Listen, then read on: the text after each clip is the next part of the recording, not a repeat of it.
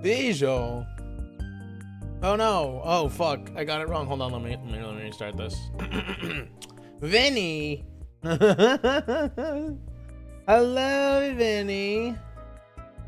Hello, Texan. How are you guys?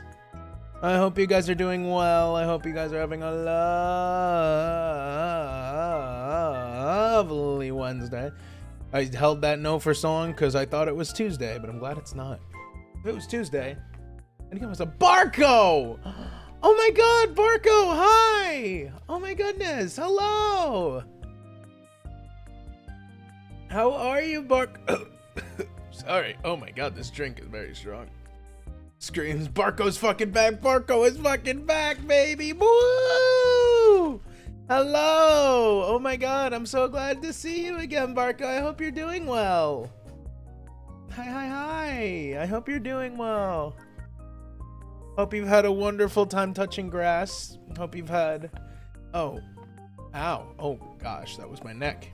If that came through the microphone. I hope you've been good as I do for all of you. I hope you guys have been wonderful and fantastic and full of whimsy and joy in life. I may have made a drink far too strong for my own good. Aquatica dropped today. Len hates you. Do you really want me to say those words on stream? Do you really want me to say those words on stream, Knives? What's Quatica? That's the musician that whenever we do a music submission stream, Barco will usually drop some of his songs. Quatica, yeah, he pops up here and there on the submission streams.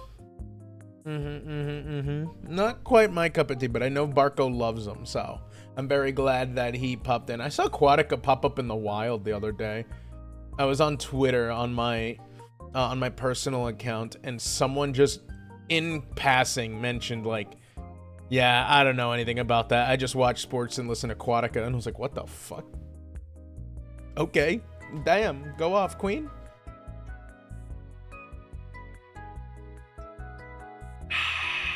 Delicious. Actually, not so delicious. It actually is kind of rancid. I thought like having a little vodka and orange Gatorade would actually be good. You know, like a screwdriver, like orange juice and vodka. Not particularly delicious. Not particularly fond of the flavor I'm experiencing right now. But you know, we're just gonna have to live with that. So small change going forward. I was looking back at some streams because I want to I've been trying to clip more, get some shorts, get some videos for the YouTube channel, you know, grow the Len Meringue outside of just Twitch, right? So instead of the background being present all the time, I'm going to just be like, if we're playing a game or playing like YouTube or something on the background, I'm just gonna pull it up full screen. Pull it up, Jamie. I'm just gonna pull it up full screen from now on. So we'll have the background for important, or for just like the chatting and like karaoke and shit. But whenever we do videos like today, we'll probably just look like this. Just so I think it's a little easier for you guys to see what's going on screen, especially if there's text or anything like that. Let me move the... Let me change the outline of the goal here. I think it's a little not thick enough. I need that shit a little thicker, please. Give me that shit a little thicker, please. That's as thick as it goes. That's unfortunate. What if I make it yellow? What if I make the text yellow? Does it stand out if it's yellow? I bet it's yellow. Nah, not fantastic, but you know what?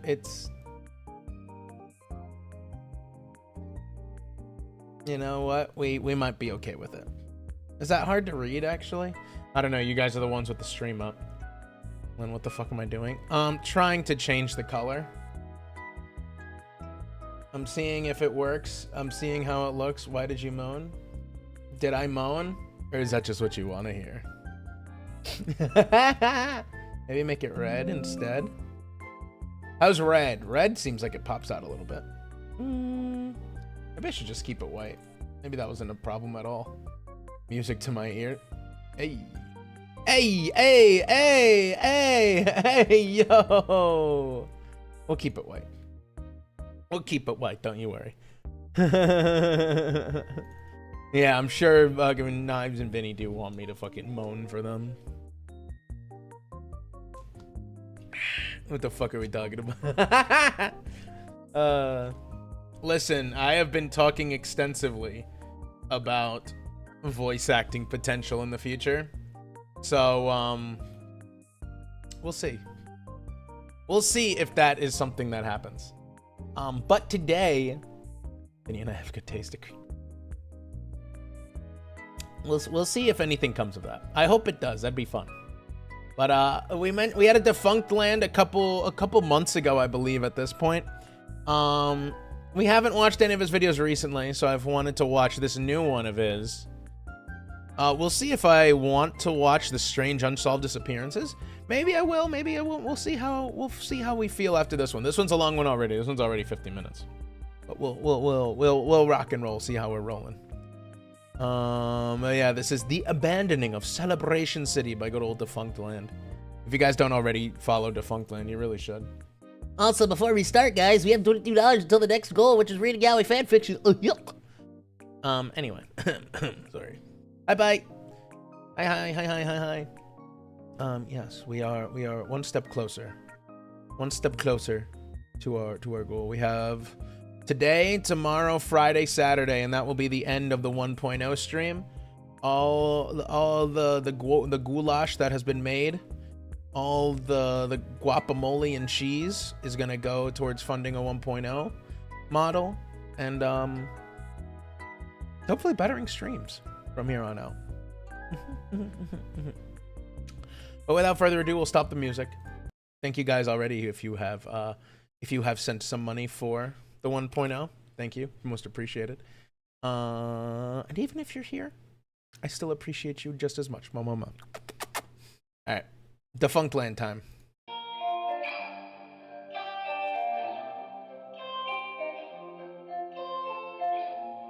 This is very, very cute. Oh, that's not so cute.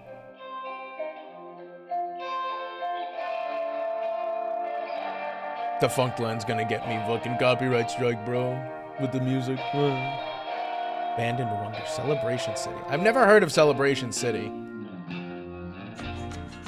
In December of 1991, the television news program 60 Minutes aired a story named The Sound of Music, which highlighted the unexpected tourism boom that was occurring in Branson, Missouri. The small resort town in the Ozark Mountains was experiencing there was a boom in Branson, Missouri? Thriving country I was music unfamiliar with scene. your game, Some King. of the genre's biggest stars, such as Loretta Lynn, Mel Tillis, Roy Clark, and Waylon Jennings, had taken up residency in Branson, with many acts even building their residency? own theater. And The 60 what's Minutes going on report in dubbed it Missouri, the dude? live country music capital of the universe. Branson, while others Missouri? referred to it as the Las Is there Vegas like a of the big Midwest, tourism the scene in Christian Branson Las that I didn't Vegas, know about? and even Hillbilly Heaven. Hillbilly Heaven now, we're talking, baby. Wings. I heard a number, 6 million in 6 months. That's pretty close. 6 You have to million. work 2 shows a day and sign autographs.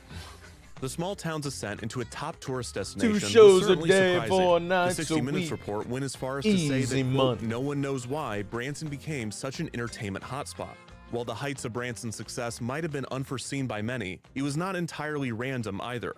The seeds to Branson's boom had been planted nearly a century prior. In 1907, author Harold Bell Wright penned the novel The Shepherd of the Hills, which was set in the fictional Ozark mountain town of Mutton Ozark. Hollow and partially based Isn't that a on TV Wright's show? trip Isn't to Ozark a Branson. TV show? The book became one of the Is it best-selling related? novels in American history up to that What? point, Shepherd and of the Hills? I naturally, have not many heard- readers were that compelled point. to I have visit not the heard of book's that book setting. before. The environment and culture detailed in Wright's novel was the main draw of Branson in the early 20th century.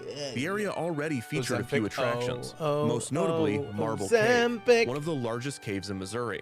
Marble Cave would eventually be renamed to Marvel Cave.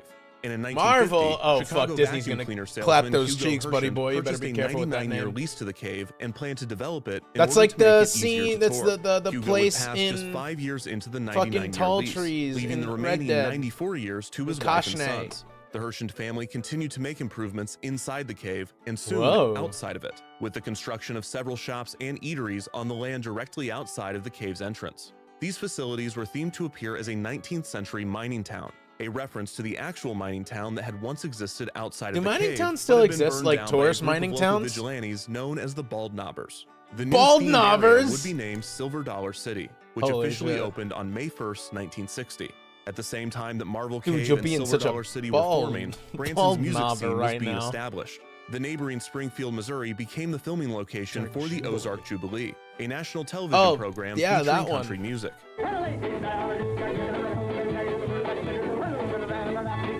Oh, break it down, Joe. Hit it, Joe. 1959, the Bald Knobbers Jamboree, a country music and comedy act. What's named this video after the called? defunct This vigilante is Defunct Land, the abandoning of Celebration City. group started performing. This But, has been cited yeah. as Branson's first regular show, and more acts followed shortly after. Silver Dollar City continued to expand as more Silver Dollar entertainment was City. established, which in turn encouraged Oh the my God, they creation have of guns in other the streets. attractions. Oh, In Lord, it's 1970, lawless. The Mutton Hollow Arts and Crafts Village opened, owned by local entrepreneurs G.E. and Amanda Cushman. Named after the fictional town from the Shepherd of the Hills novel, Mutton Hollow featured several traditional Ozarks vendors selling goods to visitors, Traditional. which enthralled tourists throughout the 1970s.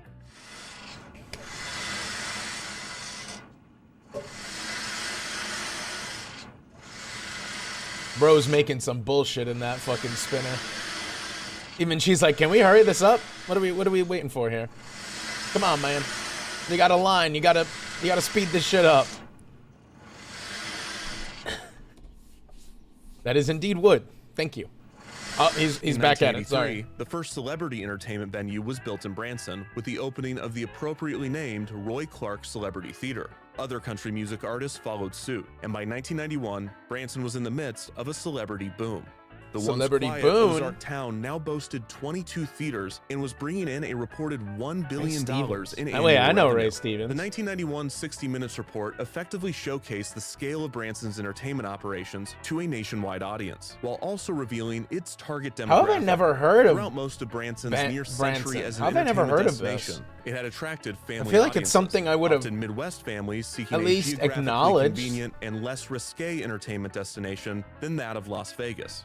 It was often said What? that the three F's of Branson were faith, family, and flag.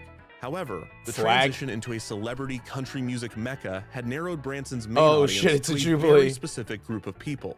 Old people. Old people. Elderly people. Specifically, the I'm- greatest generation. I'm born between starting the to years understand 1901 and 1927, who would have I'm been starting- in 1991 between the ages of 63 and 90 years old. I'm starting to These understand people were why I herded never around the heard of this country like place. cattle, primarily via bus, often organized by local retirement communities. Hydrate, you These got it, people, Bucky boy. who came of age during the Great Depression, were described as socially conservative deal seekers. They wanted their entertainment cheap, free of cursing, little bit of Jesus, a lot of Americana, and if the envelope was pushed, it needed to be in a rowdy, good old boy way. Not a Yeah, scary, why? challenging social norms way. Pandering to this clientele made a lot of people very wealthy. There's a lot of money to be made in exclusively catering to people that are just about to die. But there's also a problem with it. What happens when they do? Oh, Branson's main source of income were people that were just a few years or months, days, and you'd have to imagine in some cases minutes away from death. What the fuck? Absent significant and What the immediate fuck? advances in biohacking, Branson's boom could be short-lived. But at the time of the 60 Minutes report, there was no end in sight. yeah, let's Not only was the segment proof of Branson's go. growing influence, but many credit the 60 Minute special itself to driving Branson's attendance in the ensuing years. There's even money to be higher. made in This surge entertaining visitors dying people. encouraged Yeah, several of baby. Branson's longtime Apparently, entertainment purveyors there to is alter their short but strategies fruitful. in the hopes of pulling in more of the tourism. All right, traffic. everybody, we need to The figure out quaint what old Mutton people Hollow Arts nowadays and like. Crafts Village had been free to enter Which since I- its wait, opening I in am- oh, fuck. 1970. But in Oh, man, I'd be 1992, pandering to the myself. Cushman family greenlit a multi-million-dollar renovation. Anime women, which would add understand 2 music this. theaters Anime and women. 17 thrill Let's do it. rides to the Everything land. must be After animated. the changes began, Mutton Hollow began charging admission, but this shift Quick in before the approach was millennials not show up and make a successful. live-action Just remake 4 of it. years later, admission was made free again, and the newly added rides were given a separate fee. The investments and format changes had not I wanna paid off. go and to, in like, a little- 1997, Mutton Hollow was set to be foreclosed on. The Cushmans, who would now operate I want to the go to village like for a over little 25 years, filed for like bankruptcy to avoid the foreclosure. county The fair park was thing not right alone now. in All the its county struggles, fairs as in numerous Marangland Branson are in the dealers fall. were filing for bankruptcy at this point, which some believe signaled an end to Branson's boom. The Cushman family was optimistic that they could get Mutton Hollow back on track, with their daughter commenting, quote, "Needless to say, your how economy dear it is can't to our die, you're hearts. so This is a sexy." piece of Branson history, not only for our family, but for the whole area. I feel very peaceful about it. I know the good Lord is on our side." Yes. Unfortunately, in his infinite wisdom, God decided that what was actually best for the Cushmans was for Mutton Hollow to be foreclosed on and sold to Bob Weir, founder of Aaron's Automotive Parts. The 112-acre property, which was centrally No, located he said near automotive parts. I Branson's thought it was like bustling Aaron's entertainment strip, rent sold to for own the $2.5 furniture million shit. in December of 1997. Weir, who was in his early 70s at the time of purchase, initially said that he was not sure what he would do with the property. This but guy not long probably knows after, what he's gonna do. he Woo, unveiled this big tastes plans good. for Mutton Hollow. So this Weir announced that one- he would be tearing this down is most of cherry the quaint Gatorade arts and mixed crafts with village white in order rum. to This build is a actually new pretty amusement park tasty. in its place. His primary motivation for entering the amusement park business Little- was simply little that he sip, never believed hurt that it anybody. would be fun. After purchasing the land, Weir brought in numerous consultants to look at the property, all of whom advised against building an amusement park. Why Weir not? explained, quote, Just go "They thought crazy." a better use for the land, and one with higher earnings potential, was a new area of hotels, shopping, and That's theme what this fucking restaurants." planet needs. Adding, quote, "I was hoping they would Fucking encourage yeah, it." we need Not we need swayed by more the advice, hotels. Weir continued forward with his park, which he I have named Gatorade. What did you Branson mix it with? USA. Rum? Most Yes. of the I attractions mixed that Weir white assembled rum for with his park were white pre-existing Gatorade. or off-the-shelf Glacier amusement cherry rides. Gatorade, to be This included specific. a Ferris wheel from Italy and a roller coaster from Belgium. A few of Mutton Hollow's It's actually attractions pretty would tasty. remain, It's a little as would refreshing the even, village's 'cause it's so largest hot structure, today. It's a little round building fruity. that had held Mutton Hollow's dinner show. I think which I would might become get this for Branson the USA's weekend. USA Theater. Some of the more the unique features of the karaoke. park would be an elevated the go-kart punishment- track. Guys, a by the way, 2.5 I'm gonna acre make a miniature thread golf for it, but course, I need and punishment most wheel notably, ideas for a Friday. nightly laser light spectacular. Branson USA would not charge admission and would instead sell single ride tickets and an all-access day pass. Towards the end of construction, Weir remarked, quote, "We sure spent a lot more money than I had in mind, Push-ups. but I wanted Push- to do it right." Branson USA officially opened Pilk. on June 4th, All right, hold on. Let me pull up the 1999. punishment wheel. Branson USA's debut was not met with much fanfare. and it Moan seemed that for the park was many a struggling night, with marketing, guys. PR, and even describing its rides on its own website. Fireball, Do You Dare, only 4 of these in the US, and we have one. Sea Dragon, much more than it looks. Bumper cars, bumping your buddy push is fun for everyone. Ups. Tarantula, a longtime fun Pilk. ride. Despite adding 10 new rides in 2000, including the Zyklon coaster, Branson USA still struggled to get coverage in Record the a silly media voice outside memo? of an occasional mention alongside how do I Branson's word that other on the wheel? attractions. However, that all changed in late I'll July do 2000. send when a the voice- Twizzler-mobile, aka Rick- the Goo Mobile, Wait. pulled The up to Branson Goon-mobile? USA.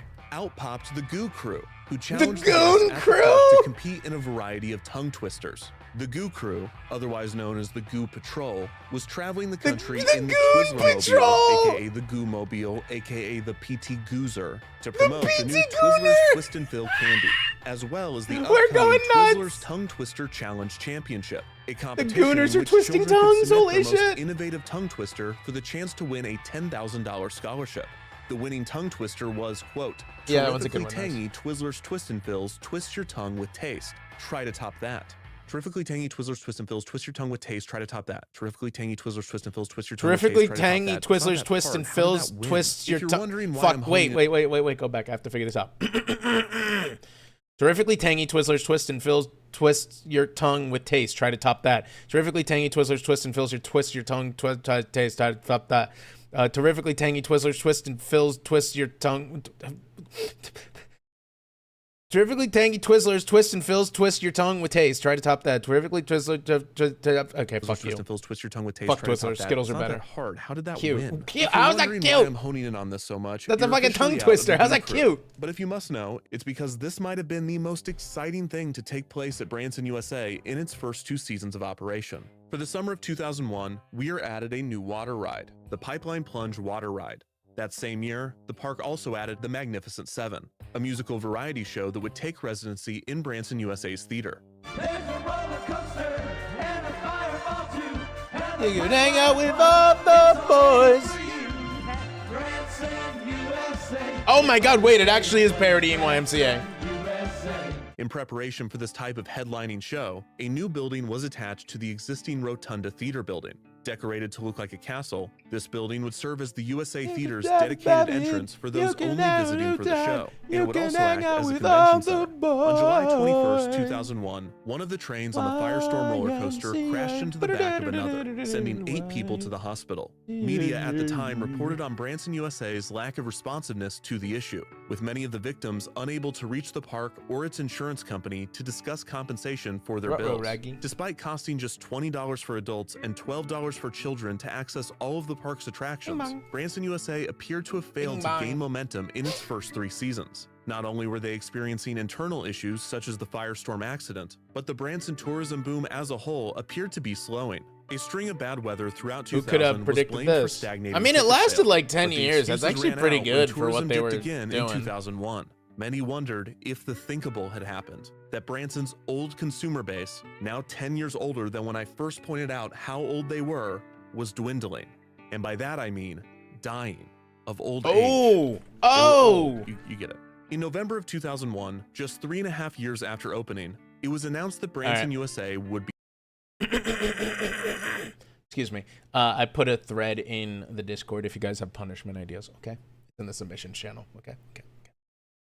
closing. The inability to gain traction in the market, the inability accident on the to Firestorm safeguard coaster, and the decline in Branson tourism could have all played a part in Weir's decision. But according to why him, do old people the look so reasoning was differently simple. then than Weir they did to explained, now? quote, as time went along and we got the theater opened, What I do old realized people I even liked do the nowadays? theater business better. Become It also VTubers helped that and Weir had reached a unique deal plan with punishment the Silver Dollar streams. City Corporation, who were looking to expand their theme park operations in Branson. The deal was not a simple sale. Rather, it was a land swap in which Silver Dollar Drink City rum would and acquire Branson white USA, Gatorade. and Weir would acquire 2 central Branson properties Gretna and an Road. undisclosed amount of cash. Lisa Rao, spokesperson for Silver Rao. Dollar City, said, quote, Raura? it was the location and size of the Raura relatively flat Pantera. property that made it Hololive attractive. English. The Silver Dollar City Corporation, still owned by the Hershens, had come a long way from its humble origins as a cave tour. Not only had Silver Dollar City itself grown I feel like substantially, they but the just company had so much expanded into whimsy other back themed in the entertainment day. Ventures in Branson, such Like, as the I don't- Showboat Branson Belle Dinner Cruise, None of this the looks Whitewater Water Park,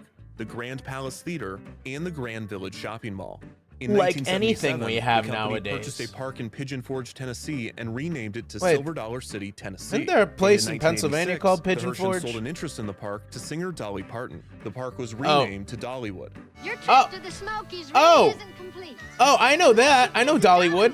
and Okay, share maybe the things whimsy is between- not gone. The We Hershens stopped had Dollywood. smaller ventures elsewhere, but their 2 primary hubs were obviously Branson Has anyone and been to Pigeon Forge. Dollywood? Their I'm attractions not all had similar entirely themes, convinced played to a it's specific real. demographic, and had I experienced feel like it's similar made up, success. and I keep The getting company reminded was of its determined to existence. expand their operations in both locations. And the Splash acquisition of Branson Country. USA would be the Yeah! company's next big investment in the city in which they were founded. Initially, Silver Dollar City did not disclose their plans for the park, although initial documents did indicate that they planned to operate a theme park on the site. The month after the purchase was announced, construction began. It was not That until guy July looks of like he has no 2002 that the fucking clue company what he's unveiled doing. Their plans for the Looks like space. fucking Eggman. Unlike Weir, who built his park seemingly on a whim and against the advice of multiple experts, the plans that Silver Dollar City had for the space were strategic and well thought out. The new park Man. would be named Celebration City. I wish I and it had would the be kind of themed fuck you around money early I to would mid just do 20th shit on a century whim. America. This would set it apart from the Was that 1880s theme Was of that? Silver Dollar Hold on. Was that a Gold Star Diner? to mid 20th century Holy shit! Yee-hoo! That's a fucking blast. But I haven't seen a Gold Star Diner in. Hold on. Gold Star Diner. Do they still exist? Hold on. I gotta look this up.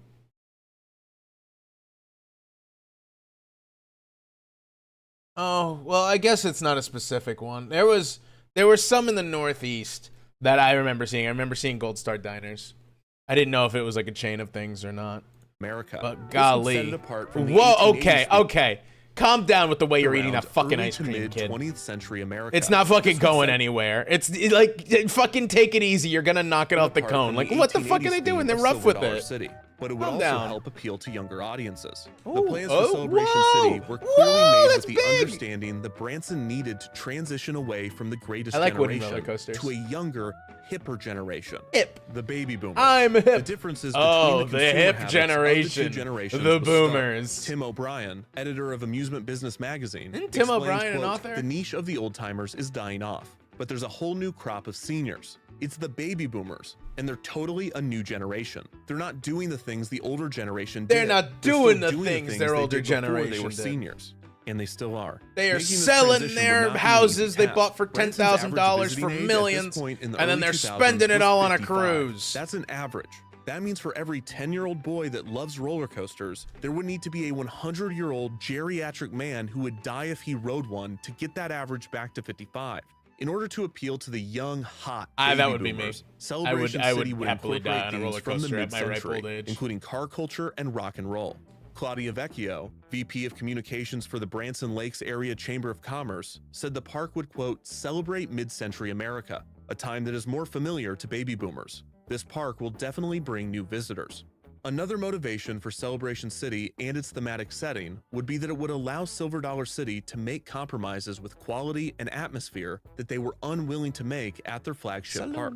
While Silver Dollar should City give had grown substantially children in its alcohol. first 4 decades of operation, it was still different from a typical regional amusement park. It Oh, was they're blowing heavily glass. themed, That's cool. and it I like mainly glass consisted blowing. of quieter attractions, traditional demonstrations, and small shops. One of the park's most exciting rides was an indoor roller coaster named Fire in the Hole, and this Fire in attraction the was much Hole! more focused on story and dark ride scenes than thrills. It would not be until 1993 that Silver Dollar City would receive its first outdoor I just roller got a coaster, notification from Thunderation. PayPal trying to And in tell me to buy 1999, crypto. the park received an innovative but ultimately unreliable roller coaster water ride hybrid named Buzzsaw Falls. These custom-themed They thrill should have rides killed added excitement 1 to in the 10 park, guests but Silver on Dollar that. City's quiet Every 10 atmosphere and carts consistent theming at was random still valued by will both just get management like and guests. exploded. There It'll seemed to just be add an a little aversion to adding tang, non-themed, a little off-the-shelf risk thrill to every rides, ride. which could potentially produce a more rowdy, carnival-like atmosphere. Rowdy. That said, these types of rides are attractive. Oh, to I went park on one of these operators. once. For one, The more guy thrill next to me, rides his attract phone more flew thrill out of his seekers, fucking pocket which helps into the bring in water a younger below. Crowd. Plus, That was pretty off-the-shelf epic. rides are almost always cheaper and quicker to add and maintain. On the ride Celebration contract, City it would just be says able we to may or take may not die. advantage of Yeah, these it's just in benefits, while really keeping the fine potential print drawbacks that the old completely people separate cannot from read Silver because Dollar they have City. bad eyes. The new Or park me, would still be a which I theme am park, old, but the also themes chosen bad would eyes. allow for more flexibility with ride selection. One of the areas would be themed to an early 20th century boardwalk, in the vein of Coney Island, which would allow for the placement of several standard amusement park Way. rides while retaining thematic consistency. The announcement in July of 2002 alluded to the possibility that Celebration City would open later in the day. I and like would that rely on the foot idea. traffic of nearby They're gonna die in a attractions month on anyway. the Branson Yeah, Strip. you either Another go press out, release in November of fucking hooked up to an 2002 oxygen further tank, or detailed you this go out concept. on the Celebration fucking City would not tilt-a-whirl. open until 3 p.m. every day, and it would stay open What? until either 10 p.m. or 11 p.m. on most days. Why? The idea was for it to be a sequel park, with the intention being that guests would spend the first part of their day in the 19th century themed Silver Okay. Dollar City, I got and you then now. travel I to the got you. 20th century themed Celebration City to end their day. This was a bespoke, linear, narrative park hopping experience. And Silver Dollar City did not seem to grasp, or at least communicate, just how ambitious this concept was. Linda Antis, VP of Marketing and Sales for Silver Dollar City, mean, simply explained I that get Celebration it, City would but be, at the quote, same as different time, from Silver Dollar what City if you don't as night want and day, to? literally. This will be the place to go at night after being at Silver Dollar City during the day. There were very few details provided on how this migration process would occur, or how many people Silver Dollar City thought would be splitting their day between the two parks. Yeah, what if you just Construction wanna go continued for a on little Celebration while? City throughout 2002. You know how In exhausting it January is of to be at an 2003, amusement It was park? announced that the new park would open in Like, May of it's that year. The okay, park hold on, cost rant $40 million. time. You know how fucking tiring it is to be at an amusement park? Like, it's one thing if you're a kid, or like you're a teen, or like even like in your 20s. Like, if you're you're full of energy, full of life, you could probably stick in an amusement park all day. Like, let's say it opens at 10, closes at 5. You're gonna be there 10 to 5 if it was up to you. But if you're like 40 or 50 or above even, you're there for like half the day and you're like, can we get this over with? And 9 times out of 10, those are going to be the parents that are paying for those kids, right? Yeah. So why would you advertise this if it's like what, fucking 9 to 3, or like what was it, 9 to 5 or something like that for the first half of the park, and then the second part of the park where you'll be migrated over is 3 to 11. It's like, well, what if all the good rides are at 3 to 11? And then I'm just gonna go there at 3. So then one park is getting the money while the other one isn't. It just doesn't make sense. It's a silly. It's ambitious, but it's silly. Ambitious to but construct silly. and would occupy around 40 acres of the 112-acre property that Silver Dollar City had acquired from And Lear. can you not A go few back of over? Branson What if USA's you only attractions like would the first remain part of the and park? be reused, most notably the Ferris wheel. But the scale of the construction was significant. Rao emphasized, quote, Rao. "We're not just putting some paint on what was. This is a whole new theme park." The park's main attraction would be a new wooden roller coaster. Yes, I love wooden roller coasters. They're Or the only GCI. roller coasters I The get tall on wooden without any structure would be hesitancy. visible from around Branson's main strip, and the ride was intended to serve as a sort of billboard for the park. The Yeah, I was GCI gonna say. coaster would cost $4 million to construct, around 10% of the park's total budget. In December of 2002, Silver I can Dollar go on City like roller Incorporated coasters that have like rebranded to the loops Hershey occasionally. Family Like I went on a Entertainment looped roller coaster to for better the first reflect time the like a scope of couple their expanding years ago. entertainment operations. The finishing touches were being put on Celebration City but throughout like, the spring of 2003. wooden roller Despite coaster, Hershen's absolutely. confidence in the We're going roller concept, there coastering. were Prepare my clearly home. some details still What are you being planning worked on out. doing on The that park roller planned to coaster? open with 1,500 What the parking hell's spaces, happening on that despite roller having a total coaster, man? capacity of 9,000 people. The general manager of Celebration City, Steve Honeycutt, explained, quote, "Early on, it seemed adequate, but we're the buzz of the town. I don't think we'll We're be the able buzz to of the meet the town, demand, baby and that's a nice girl." problem to have." Honeycutt added that the exact time the park would close was also up in the air, explaining, quote, "We're saying we're going to close at 11. We may push that to 12. If we're busy and people are having a good time, we're not going to run them out." The park's construction lasted just 16 I would hate to months, work there. and on May You think your 1st, shift ends at 2003, 10 and you're there Celebration till City fucking 1 in the opened its morning. gates, hoping to draw a new generation of tourists to the Branson area. Physical or emotional roller coaster? She Visitors already entered sends me on Celebration emotional roller City coasters. through I think she's talking about a Celebration physical Street, one. an area themed to the turn of the century, with several new structures built to resemble Victorian-era buildings. Celebration Street mainly consisted of shops. Oh my but the land God, did it's Gold feature one Ship. ride, Bofa. a carousel. This carousel was Bofa. left over from Branson, USA, but it was repainted and moved to this prime Branson, location at the entrance of the USA. park. After reaching the end of Got a Celebration feeling that Street, it's gonna if guests be a turned left, wonderful they would day enter Route under the 66, sky. an area set in the mid-century. Not only did this theme specifically Oh, appeal to I baby boomers love who when grew up in diners this look like era, that. but it Oh my also had a God. local connection. The nearby Springfield, Missouri is recognized as the birthplace of Route 66 because in I was gonna say The 1926, Simpsons. an entrepreneur from Springfield suggested renaming what was then Highway 62 to the more catchy and now iconic Route 66. Zid your Celebration City's kicks Route 66 area on would feature Route several rides left over 66. from Fucking Branson, Cars USA, mentioned. such as the Tilt-A-Whirl, the Scrambler. Oh my God, the and Tilt-A-Whirl's several actually kiddie there. rides. The go-kart track was rethemed to the Route 66 go-kart. Nice, can we go Speedway. go-karting? The mini golf course was rethemed to roadside Man. golf, and the bumper cars were rethemed to slick, slightly used bumper we go cars. go-karting? Branson USA's Sky Chaser Ferris wheel became I the electric Star spin Wheel, you out and the Firestorm and maybe roller coaster door became the you Thunderbolt. in order to take the lead? I need the fucking thing you have, the fucking clicker that fucking Squid got you. I want fucking one of those things. There were also several new off-the-shelf rides, such as the Orbiter Do I have anything and the that can make Jackrabbit noise? I have a roller nail coaster. clipper. The area also featured several themed shops and restaurants, including the Last Chance Diner. I The said, highlight of Route can we go 66 go-karting? and Celebration City as a whole I was want the to, Ozark Wildcat. you know, The maybe GCI door coaster you stood or just spin you over out 80 in order feet to take tall the and position featured over 2,600 whenever feet we're of track. racing. It had a relatively small footprint, resulting in a ride time of just 90 seconds. And then I said I wanted to Originally, get the attraction clicker was that said Squid to gave feature you. a 360-degree spiraling drop and Because reach I don't have speeds of anything that can make the 66 noise. miles per hour. I have However, a hot after sauce opening, bottle. these were amended to be a 310-degree spiraling drop with a max speed of 45 miles per hour. The coaster I don't did think that's effectively quite as act a catchy, the billboard for tubing park, as the fucking occupying the clicker. space closest to the highway, making the park visible to those driving down the Branson Strip. Yes. Celebration Yeah. City's third themed area would be the Electric Boardwalk. This area Oh, experienced God, the they're gonna least amount of electrocute change 'em. during the transition to Celebration City. As in this same spot, Branson USA had an area named the Boardwalk, Ding, and ding. several of these structures, rides, and games would remain intact, including the Boardwalk games, the Boardwalk Kiddie rides, and the Fireball. Why did that have an Branson asterisk? USA's Fall Creek Plunge I want to was go on a rethemed I want to Shoot go to a Shoot. water The park, dude. accelerator drop So, tower was alright. also added and was I got really upset. So when I lived up north, there were water parks that had like wave pools and shit. When I moved to Meringueland, there was a severe wave pool shortage down here. I don't think there is one within several states, let alone like several hours, several states. I don't know if there's one. I might need to talk to my travel agent being Sister Meringue, about if she can find one, because I'm relatively sure they just straight up do not exist in the South. Was used heavily in the park's promotion. A few of the buildings that Branson USA had inherited from Mutton Hollow still remained in Celebration Mutton Hollow, City, most yeehaw. notably the Rotunda Theater, which was renamed to the Celebration Theater and would be used for shows, with the attached building renamed to Celebration Hall. The highlight of the Electric Boardwalk would be the Great Lawn. This would be the venue for the nightly spectacular, named Celebrate. The new show, which was not ready at the time of opening, was to be set in front of a 45-foot-tall faux rock wall, which appeared as the side of a mountain.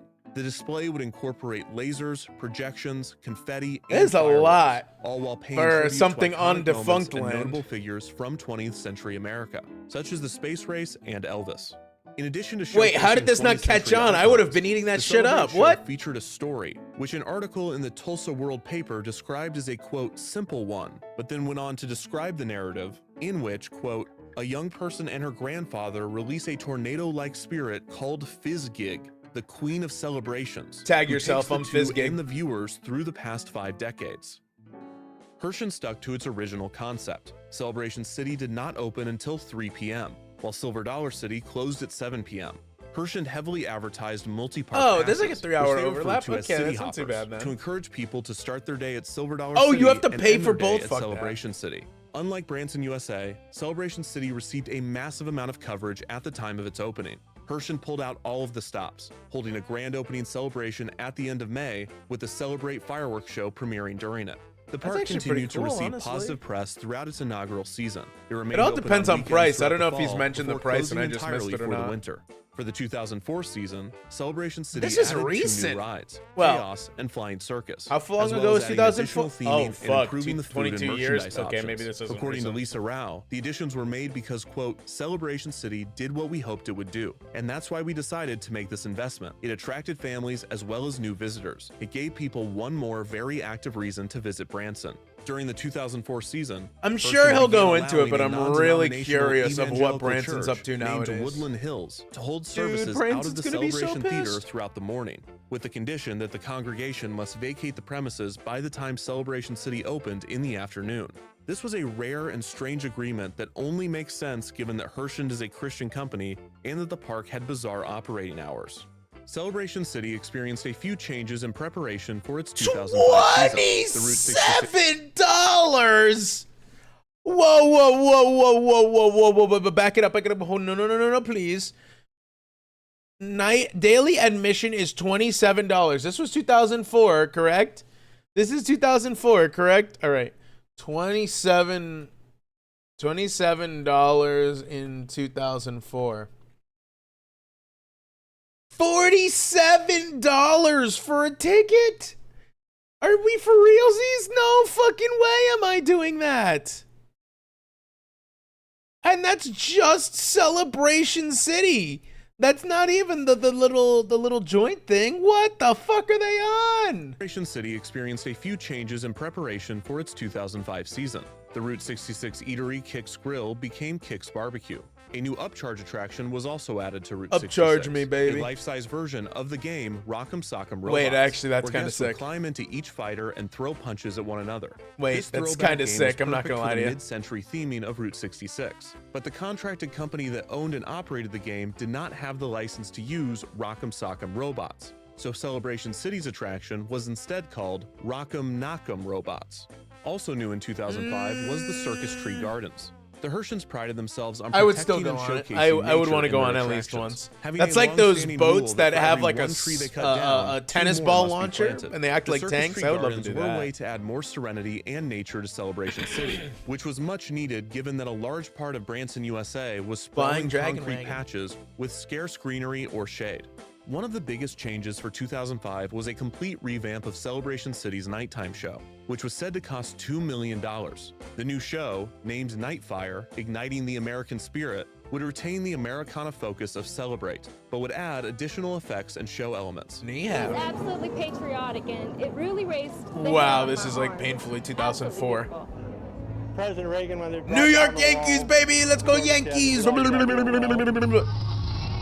American, where at least is that Ronald Reagan? Jesus Christ. Finally, the more complete rebrand, Celebration City received a new logo, transitioning from a classical, elegant style to a louder, more modern-looking one. By Yeah, this very point, modern. many were wondering when Celebration City's next big edition would be unveiled, which made Herschen's announcement at the end of the season somewhat surprising. On November 6, 2005, Herschen Family Entertainment announced an $8 million expansion of The Silver Grand Dollar City. Exposition. The new area would be named the Grand Exposition and would be themed to the fairs and expos of the late 19th century. As part of the expansion, Silver Dollar City would If they add do this 10 new well, family-friendly this could be rides, cool, but which would considering the nearly channel I'm double the watching it park's on, I don't ride have high count, hopes for going it. from a mere 11 rides to 21. These new attractions would consist primarily of off-the-shelf flat rides, using the exposition theme to justify their inclusion in the space. This was an interesting decision. Often, when a company opens an additional Islands gate, of they run the risk of Adventure. cannibalizing their own business. The fear being that the new attraction will hurt attendance at the existing older one. That did not happen with the addition of Celebration City. Whether it was because the park was not entirely new, or because it did not have as much to do, or because of the operating hour strategy, Silver Dollar City was not negatively affected by the opening of the new park.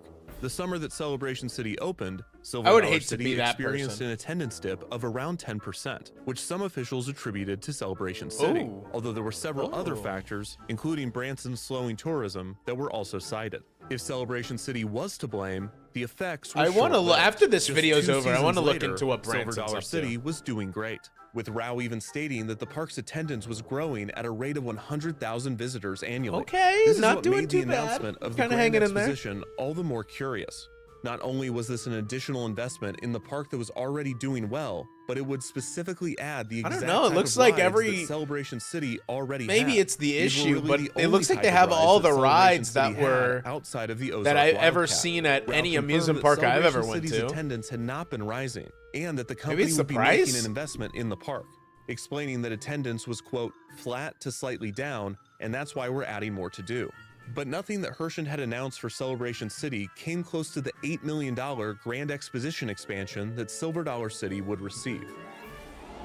I feel like it There costs was so one much to do sacrifice 8 that million. Herschen seemed willing No. to make to give Celebration City No. an advantage. Don't do In it. 2002, Silver Dollar City had partnered with Big Idea Productions to bring a stage VeggieTales? show based off of the popular VeggieTales video series to the park. Wah. This was a match Wah. made in literal Christian Oh heaven. my VeggieTales God. was a video series in which a Holy cast of shit. anthropomorphic vegetables Wait, how the retold fuck did this stories place from go the out of Bible. business? This By is the early peak. 2000s, it was the #1 kids video series on Earth. Herschen was America's premier Christian-themed entertainment company. The pairing was perfect, and the appearance of Bob the Tomato and Larry the Cucumber at Silver Dollar This is City so peak, was a that's what I'm huge draw for saying. families. In 2003, Dollywood received a VeggieTales stage show, and in 2005, they would receive the first VeggieTales themed So freaking- ride, yes, the please, keep in VeggieTales mind we have Sideshow old Spin people here. Coaster. In Branson, We have though, some old people Herschen in- had decided to in the send audience. The veggies Let's to keep it the family struggling friendly. Celebration Remember the City. 3 A new Fs, VeggieTales video friendly, would play in the Celebration Theater, and children and would the also other be two. able to meet the stars, Bob the Tomato and Larry the Cucumber. Hi, Larry! Which answered the age-old question: how do you hug a tomato? Because If you can't hug you Bob where you would like- want to, where it would be normal to. That's where his mouth is. So you got to kind of hold him, like the pregnant woman emoji. Other additions in 2006 included the extreme sport and mountain boarding stunt show and the interactive stage show, Movie Magic, Lights, Camera, have to Action, cradle him and like the You, which pregnant allowed man kids to emoji. produce and star in Hollywood films such as Rocky, Pink Panther, Legally Blonde, and Agent Cody Banks. Oh, 1 Agent year Cody after its Banks, debut, Nightfire, starring Ignite known the NASCAR American driver Spirit, Frankie was changed Muniz. to Ignite the Night, which was now touted as a $3 million show. One attraction, Chaos, was removed for the 2006 season, which the park declined to comment on, but many speculated that it was due to maintenance issues. The 2007 season saw the addition of 2 new animal shows. First, Sea Lion Splash would be staged in a new pool built on the parking lot near Route 66. This show was created in partnership with Animal Planet. The other show, named Parrot Party, would take place inside of the Celebration Theater. A new ride, the Stinger, was also added near the Jackrabbit roller coaster. It was not until the 2008 season that Celebration City received a significant addition. Herschend added a new attraction named Roaring Falls, which sent 20 passenger boats down a 5-story, 55-degree drop. The attraction originally opened at Ohio amusement park Geauga Lake as Shipwreck Falls in 2000, and was sold to Herschend after the amusement park portion of Geauga Lake closed in 2007. Celebration City's version of the attraction added Amazon theming. They're with making it sound and pretty mist deep effects in, to I set gotta the tone, say. despite this not fitting in with the theme Oh, of I the boardwalk love area this or really any ride. of Celebration City's I established forget what it's themes. called, but Ralph like the said of big the fucking addition, drop quote, into the fucking bottom pool of line water. is, I love we are that not shit. the boss. The guests are the boss, and mostly Mom. Roaring Falls is exactly Mostly what Mom. they want. Aw. A big, get wet, Mama whole Meringue family thrill dictates what ride. you can do with your park. 2008 also saw the addition of a frisbee dog show named Jump, and apparently Might as Parrot well Party was jump. lame and Jump. tensionless because it was replaced by Extreme Parrots. Extreme Paris. Poco. Hello, Poco. Hi, hi, hi, hi, hi, hi. Oh my God, that parrot is pretty fucking extreme. Holy shit. Unfortunately, the high-octane nature of the parrots and the other additions to the park were not enough to turn the tide. The 2008 How? season Did you was see another those quiet parrots? one They were for fucking Celebration extreme, City. buddy. The park was visited by around 300,000 to 400,000 guests, the same range that it had experienced every year since opening in 2003. Silver Dollar City, on the other hand, was visited by over 2 million people How a is, year, making Celebration City's attendance look far worse, How did even this- when accounting for fewer operating It days. seemed like they just had 2008 everything. was a poor year for tourism in general due to the effects of 2008. the Never economic mind. About to recession answer and every high question gas I just prices. fucking had. And Branson specifically. How had a did wet everything spring go that wrong? resulted in severe 2008. flooding, That's turning how. away many travelers. These external pressures forced Herschend to take a hard look at its operations, and by the end of the year, the company had made a difficult decision. Oh, On fuck Friday, no. October 24th, 2008, Herschend Family Entertainment announced that Celebration City would be closing for good.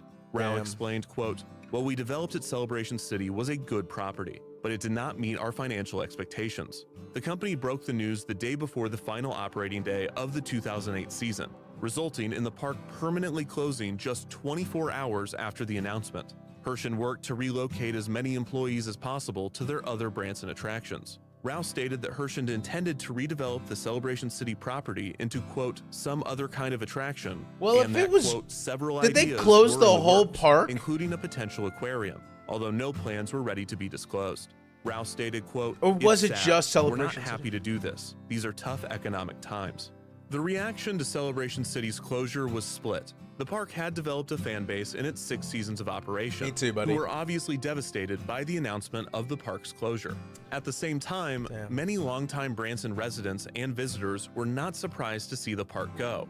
And a few might have Arctic even Lemon, been happy that's to see what the park happens in fail. January, This baby. contingency of people mainly consisted of those that grew up going to Mutton Hollow, which by comparison, I'm gonna look up was what's a going more on in quaint, Benson after this. authentic, and most critically, generational experience. Mutton Hollow lasted 4 times as long as Celebration City, and it had captured the hearts of significantly more people. Many of these fans blamed Herschend for the destruction of Mutton Hollow, even though Weir and Branson USA were actually responsible. While unfair and incorrect, this sentiment hung over Celebration City. The one aspect of the park that was universally mourned was the closure of the Ozark Wildcat, Celebration City's most unique and critically praised attraction. When the closure was announced, many hoped that the coaster would be moved or integrated into whatever Herschend had planned for the property No, next. don't tell me they got rid of it. 2009 passed with no updates on the site. On May 16th, a liquidation sale was held, in which discounted merchandise was sold to clear the park's remaining inventory.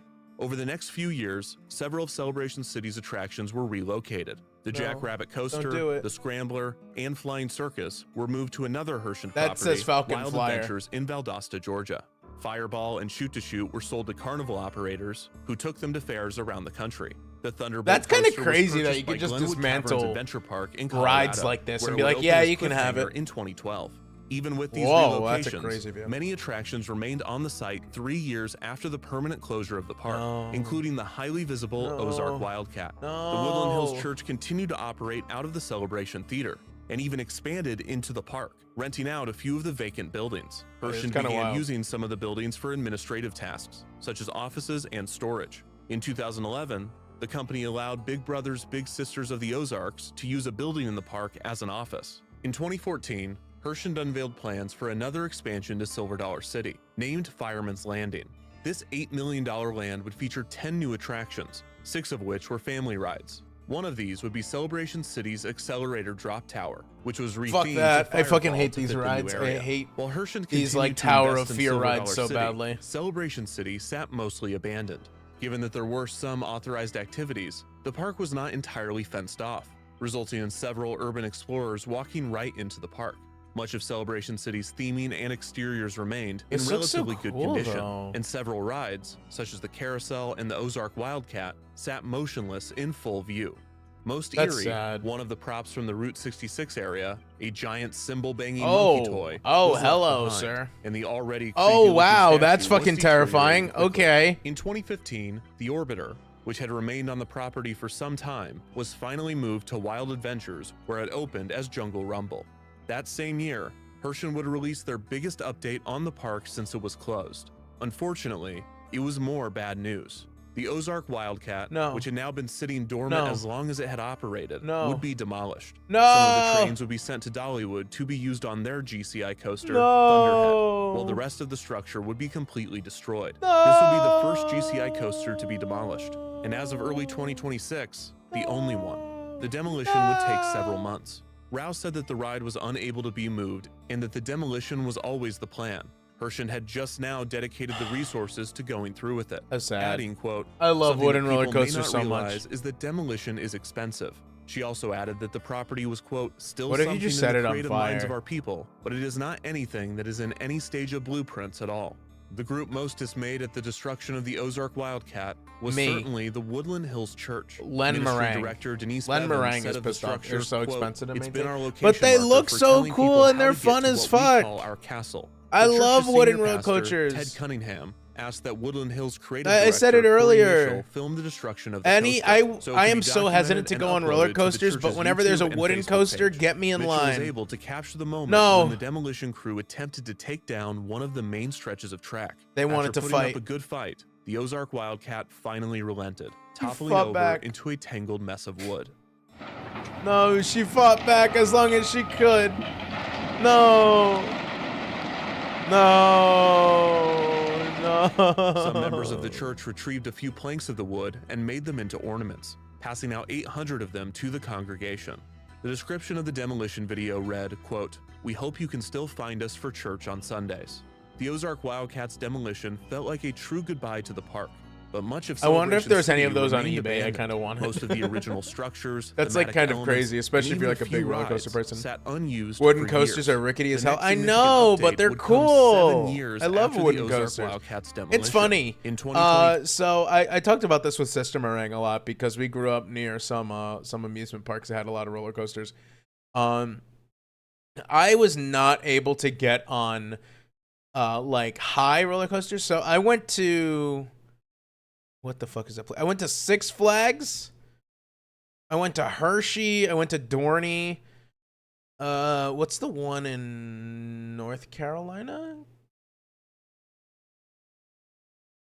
There's one in North Carolina. I can't remember. But like I went on all the ones that have like drops on them, and like I was terrified of those. When I went to the one in North Carolina, that was the only time I ever did like a looping coaster or anything that went upside down. But every time I went to an amusement park that had a wooden roller coaster, I went on that fucking wooden roller coaster. You love coasters, dude. Poco, we have to kidnap you for like an amusement park, a VTuber amusement park trip. Two, an auction was held, which consisted of many of Hell yeah, Celebration that'd be City's awesome. props and theming. This included antique vehicles, neon VTuber signage, beach and amusement park? authentic Route 66 Yeah! How do we memorabilia, combine the antiques, two? and plenty of equipment and machines. One of the most valuable pieces sold at the event was the park's carousel, which had been sitting abandoned for nearly 14 years and was missing a horse. They should The auction replace took the place horses throughout the abandoned with park, Umamusume. with the items placed directly outside the Not the park's Connect intact 4. themed structures. While this purged Celebration City of many of its visually interesting elements, much of the park still remained. Your As mother of isn't visually 2026, interesting. How do most you of feel the about park that? structures can still be seen. The Victorian-era buildings of Celebration Street, the Great Lawn and its large rock wall, the go-kart track, and the buildings of Route Oh, that 66 go-kart track all looks sick. survive, sitting abandoned. The Woodland Hills Church continues to use the Celebration Theater, which is still made up partly of the Rotunda Theater that had originally been built for Mutton Hollow decades prior. Herschend still claims to be looking into options for the valuable property, which sits directly adjacent to the still busy Branson Strip. Is Branson Strip still that busy? Celebration Oh wait, City we got to the was future and of it. is a curiosity. Hold on, one that I'm Herschend curious of Family this. Entertainment still seems to be trying to figure out. The reason the park failed could be as simple as that it had no chance to succeed, because Branson just might not be able to support two theme parks. The boom that Branson experienced in the 90s was not sustainable, especially with its specific clientele. And while the town remains a popular tourist destination, it might never be one that can support two parks. The fact that Mutton Hollow, and then Weir, and then the Herschends themselves failed to establish one, especially given its prime location, indicates that this is an open and shut case of too much capacity for the existing market. Yeah, it doesn't On the other seem hand, like Celebration City was weird. The entire concept of the sequel park and the linear park hopping experience was more ambitious than Herschend Silver seemed Dollar to City realize. still exists? A post by a user named Chadster on the Theme Park Review forums Holy shit, claims to have Chadster. interviewed Silver for Dollar Celebration City still does 7 months exist. before Okay. the park opened. I see you, Chadster King. recalled, quote, "I quizzed them about having two parks close together. The park's GM said One time I went to Six Flags for my birthday and I did the Raging Bull coaster 6 times in a row. Mods, pull up the Raging Bull roller coaster. Google. Raging Bull roller coaster. What the fuck? You went on this? What the fuck? Are you insane? Alright, this is what it fucking looks like. Alright, ignore the fact that it's very fucking tiny. You get the idea. Are you fucking front row? Front row? Are you joking me? That shit's look at this. There's the little wooden coaster. I'm like, hell yeah, let's go. This short track looks like fucking this is like what, another quarter of the height up, and then this is at least double the height of this. What the fuck? Poco, are you insane? You went on that 6 times? Oh my god. I went on, what was the biggest one I went on? I went on, I think my stay house one of the steepest drops and it cuts into my boobs every time I go on it. Proof. I went to, what is it? What was that? What's the one in Dorney? Is that Steel Force?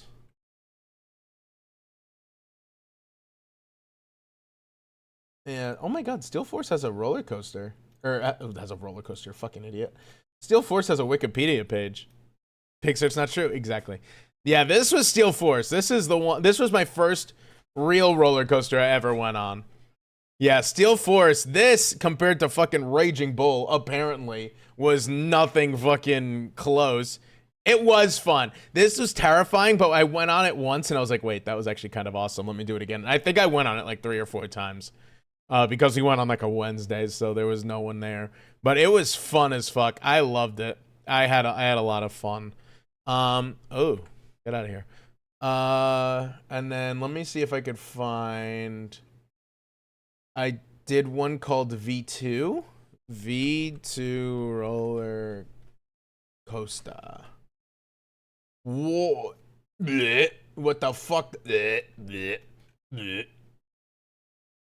You're fucking lying. What is this? Holy fuck. What is that? Girly Pop, are you kidding me? What is that? What do you mean that looks good? That looks like hell on earth. Are you joking? You're lying to my face. Jesus Christ. No, thank you, Texan. There's someone saying you go down backwards. That's even worse. I'll stick with this one back here. The wooden coaster. Or whatever this is. I would scream, laugh. You guys are fucking psychopaths. Are you joking me? No. This is terrifying. I went on, what was the one I went on? Intimidate.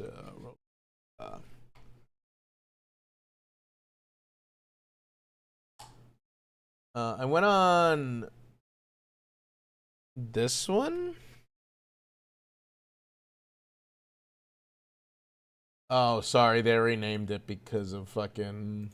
It used to be called the Intimidator, because Dale Earnhardt. So I had to go on it. This is the Intimidator. I went on this motherfucker. This thing was probably the craziest roller coaster I've been on thus far. This was really fucking cool. I liked this. I mean, to be fair, at the point where I went, they had Dale Earnhardt, like over here, you could see it. It was like black, red, and white. They had like a whole victory lane thing with a car from Dale Earnhardt there, because that's what it was named after. Because if you didn't know, Dale Earnhardt is from Kannapolis, North Carolina. Illinois slams fist down and cries. Does Six Flags still exist? I wonder. Because I went to the Six Flags in Jersey growing up. It does still exist? I thought they were having issues. Six Flags. Hold on, I'm looking pumping, I'm pulling up, Jamie. Oh. Six Flags owns...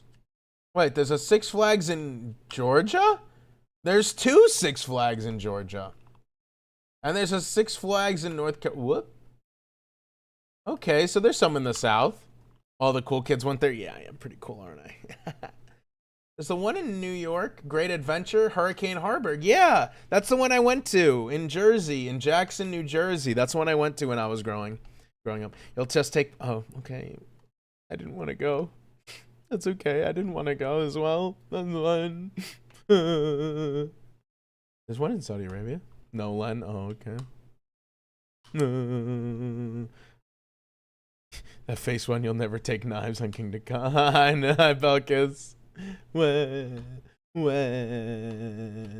Hi, Byron. Just go live. I'm still not ready to stream. Have a good stream, Belkis. Thank you for popping in. We love you. Bye-bye. Bye-bye. Hurricane Harbor's out in Phoenix, too. Knott's Berry Farm. Frontier City. Six Flags Over, Texas. What the hell? My chat all... Okay, you talked me into staying for 5 months. You don't have to. But like, I appreciate it. Are you just watching general roller coaster vids? We were watching Defunct Land talk about Celebration City, but I kind of do want to keep talking about roller coasters because I realized how fun they are to talk about. It'd be pretty cool. I talked about Action Park, I think a couple months ago, or I didn't talk about it. We watched the Defunct Land video on Action Park a couple months ago. But like I fucking love roller coasters. I can't handle them. There's one at Carowinds when I went. It's called like Fury or some shit, and it's fucking massive, and I was terrified, and I was like talked into going on it. But as soon as we were the next in line, it started thundering and pouring, so they had to close it down. But I think if I went back nowadays, maybe I would go. Maybe I wouldn't. Maybe I'd be terrified. I don't know. It's quite the drive from Meringueland. No, I'm almost out of alcohol. Have you been to Schlitterbahn? Schlitterbahn. Wait, I think the Funkland has a video on Schlitterbahn. I want to get informational videos about roller coaster accidents, Coaster College. I will keep that in mind if I want to give myself anxiety about that. Knives literally told me that we're going to go on roller coasters, but if you want to give me anxiety about that, we can watch that.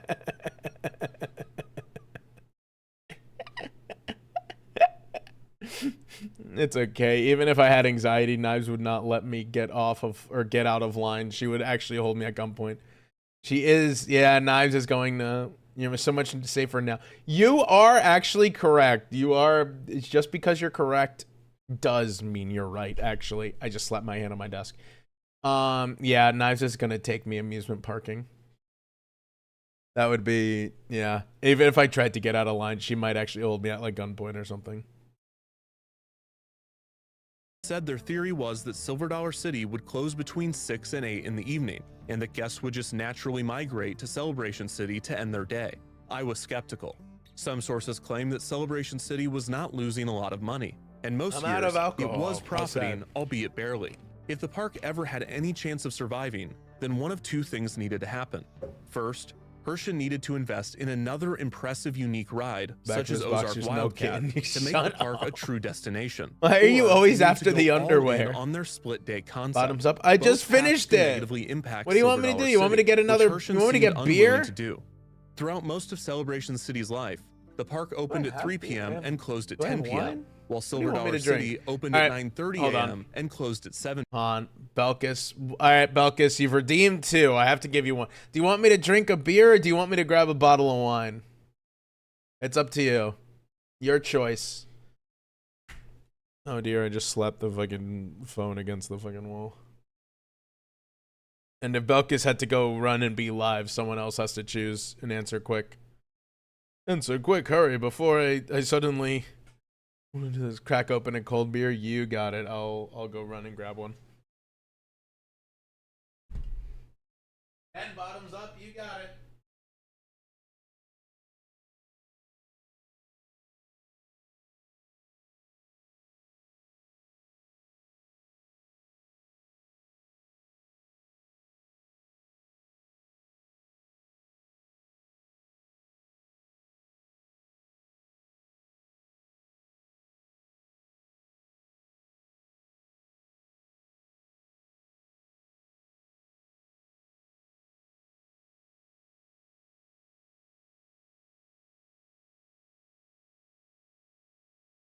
Gonna see how much of this beer I can chug. We'll see. Ugh. All right, I have my bottle opener. This is Japanese wheat ale. Oh, don't bubble up, please. Don't bubble up, please. I'm begging you. I'm begging you not to bubble up. Okay, we're good. All right, here we go. This is for Belkis. Which one? This is Kirin Ichiban. Kirin Premium Lager. I said wheat ale. I'm a filthy, disgusting liar. All right. Ooh, very tasty. All right.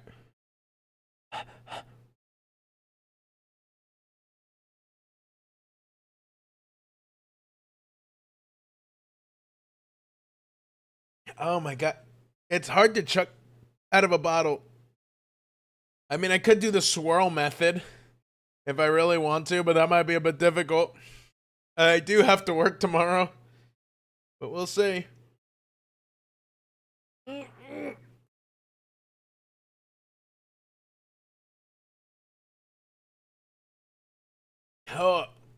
Oh god. Oh gosh. Oh golly. Oh man. I accidentally just ended up downing half that bottle, and now I have the hiccups. Now we're gonna see silly Len here. Oh goodness. p.m. This meant that if Silver Dollar City was pushing guests out to spend their night at Celebration gosh. City, they would have less than 3 hours to Rest spend in there peace. before Yeah, the it's a park Wednesday, closed. The pricing of and Celebration I'm City fucking was just also mixed interesting. Throughout its liquor first with 3 years, beer. tickets cost around $30 per adult, while Silver Dollar It's City over. cost around $40 per adult. When accounting for the difference in operating hours, this meant that both parks were charging around $4 per hour, despite Silver Dollar City having far more to offer. Oh, Something that was gosh. not lost on value-conscious Oh, Midwest man. families. Herschend Now I'm did gonna be reduce hiccuping the price rest of the night. Celebration City to around $22 for the 2006 season, but by 2008, it was back up to $29. Yeah, Although in this 2008, same bro, time, good luck getting Silver anyone to Dollar pay that City had shit. surpassed $50 per adult, making Celebration City look like a good value by comparison. Celebration City's success in weaving themes around otherwise generic off-the-shelf rides Ow. might have also been its downfall, as it gave the company the confidence to do the same at Silver Dollar City, only better. Whether it was closing Silver Dollar City early, keeping Celebration City open later, adjusting pricing, adding another major thrill ride, or abandoning the day and night concept entirely, Herschend did not seem eager to do whatever it would take to make Celebration City work.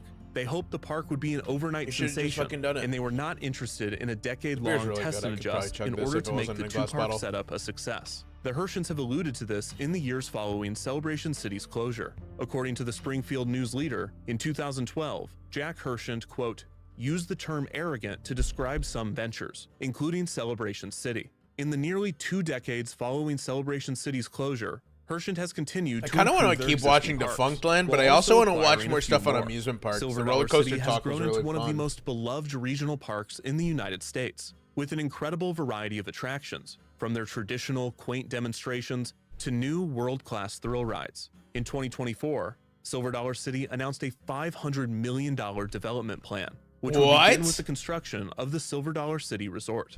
This mirrors the company's strategy for the similarly successful Dollywood, and it will solidify Silver Dollar City as one of the Ozarks' main draws. The news of the expansion fueled speculation about a second gate for the property, although it appears that if this were ever to occur, it would more than likely be on the 1,200 undeveloped acres surrounding Silver Dollar City and not on the grounds of Celebration City. In 2025, Hershend Family Entertainment made its biggest move yet, acquiring Palace Entertainment from Parques Reunidos, which brought 24 additional U.S. attractions into the still family-owned company. The continued success of both Silver Dollar City and Hershend Family Entertainment makes the abandoning of Celebration City all the more interesting. The park is a true mixed bag.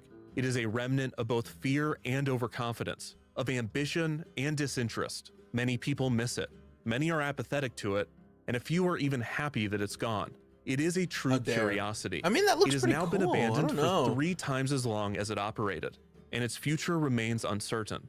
Maybe one day it will finally be raised for a different attraction or business. Maybe it will be abandoned forever, slowly succumbing to the nature of the Ozarks.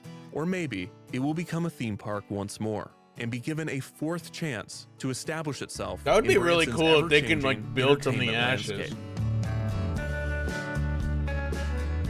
Thank you, Mr. Defunct Land. That was a lot of fun. It's kind of heartbreaking. That seemed like it had so much soul to it. It was just like the right amusement park in the wrong place.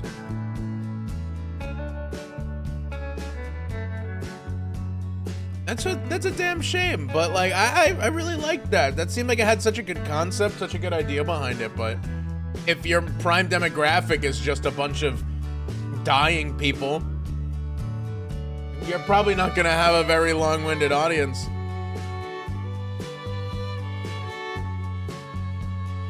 Hell yeah. Hell yeah. Thank you, Defunct Land. If you guys don't already, subscribe to Defunct Land 1. What are you doing with your life 2? Go ahead and do that right now.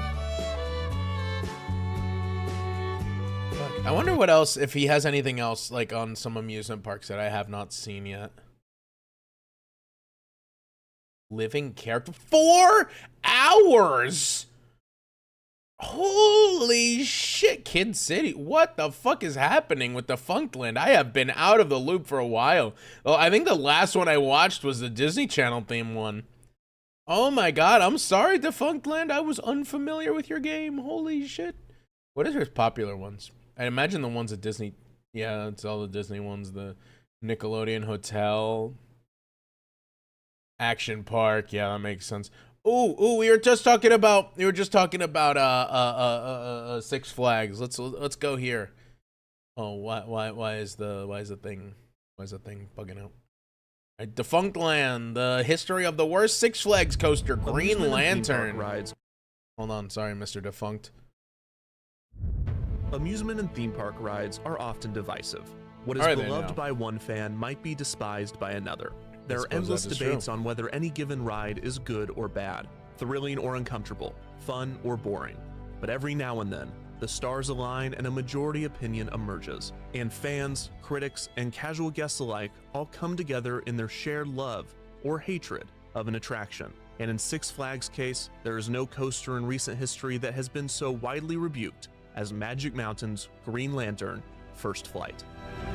Did anybody like Green Lantern to begin with?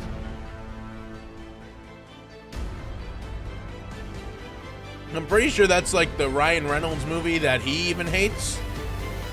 Like, didn't in Deadpool 2 Ryan Reynolds kill his past self before he can do the Green Lantern? On May 29th, 1971, Magic Mountain opened its gates. The park, located in Valencia, a neighborhood of Santa Clarita, California, opened with 38 California listed jump scare. attractions. Of those, 3 were created by Intamin, a Swiss-based ride designer and manufacturer Intamin, like that the had opened cakes? just a few years prior.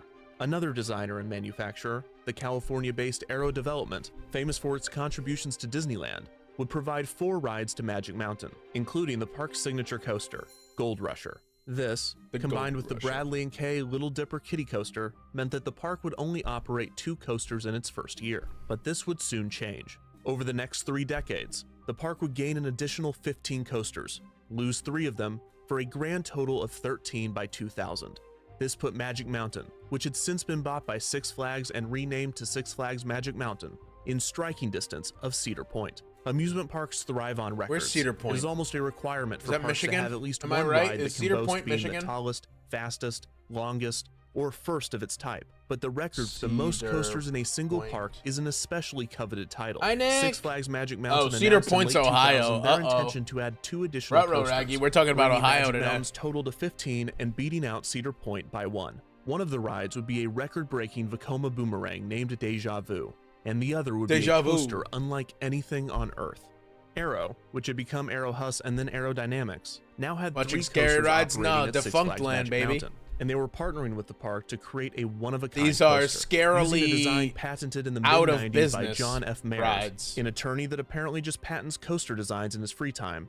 Aero and Six Flags Magic Mountain set out to build the first ever 4th dimension roller coaster. A 4th What? dimension coaster is characterized by the addition of a horizontal axis, in which the cars can turn and spin guests perpendicular to the track. Oh, this can what create the additional fuck? inversions, or even keep guests upright as the vehicle inverts. Aero's coaster, designed by engineer Alan Schilke, What used the 4 hell is rails that rather than the about? standard 2.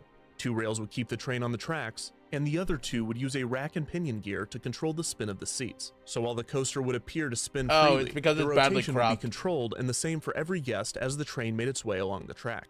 The coaster was an innovative concept from Aero, who had lost significant ground in the industry since their heyday decades prior.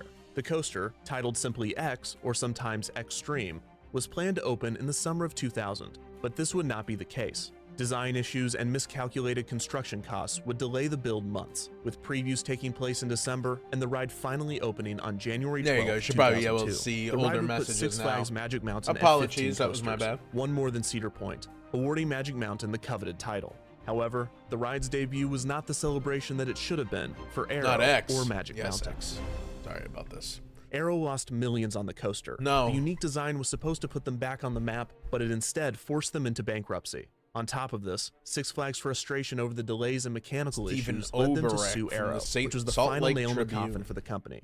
Meanwhile, Magic Mountain was doing their best to keep the attraction operating through constant mechanical issues, which caused delays in opening every day and multiple downtimes. The dispatch rate of the unique design was slow as well, and I didn't wait take you times for a could be wine as guide, long as Nick. That's 5 pretty hours. impressive. The reception of the ride itself was generally positive, ignoring these inconveniences, but it was clear that the ride was not functioning correctly. In early June of 2002, after only 6 months of operation, Magic Mountain closed X for repairs. In the meantime, Cedar Point was able to win back the title of most coasters operating in a single park, with their addition of Wicked Twister. This would be brief, as X would be up and running again in August, resulting in a tie Do between all the of two the parks. Six Aero and its Flags assets would be parks sold to the Utah-based manufacturer Peanuts SNS, branding to which them? created SNS Aero to continue the company's legacy.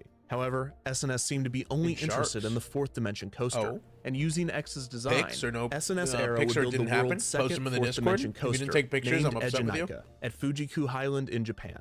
This coaster had a few design differences that fixed many of the issues of X, which was still struggling at Magic Mountain. After All the years of fixes, issues, the delays, issues of X. downtimes, and even periods of closure for maintenance, Six Flags bit the bullet and revamped the ride. In December of 2007, Whoa. X closed for renovations, opening back What the up hell on is May this, 24th, Thrillville? 2008 as X2 or X Squared. X2. A new Now, color scheme, oh shit, new he's got a effects, sequel. New trains, and critically, a new loading system was implemented. X2 operated more efficiently and was better received Why by is this guests. filmed like a snuff Despite all film? of the issues with the initial 4th dimension coaster, the promise of the concept did not go unnoticed.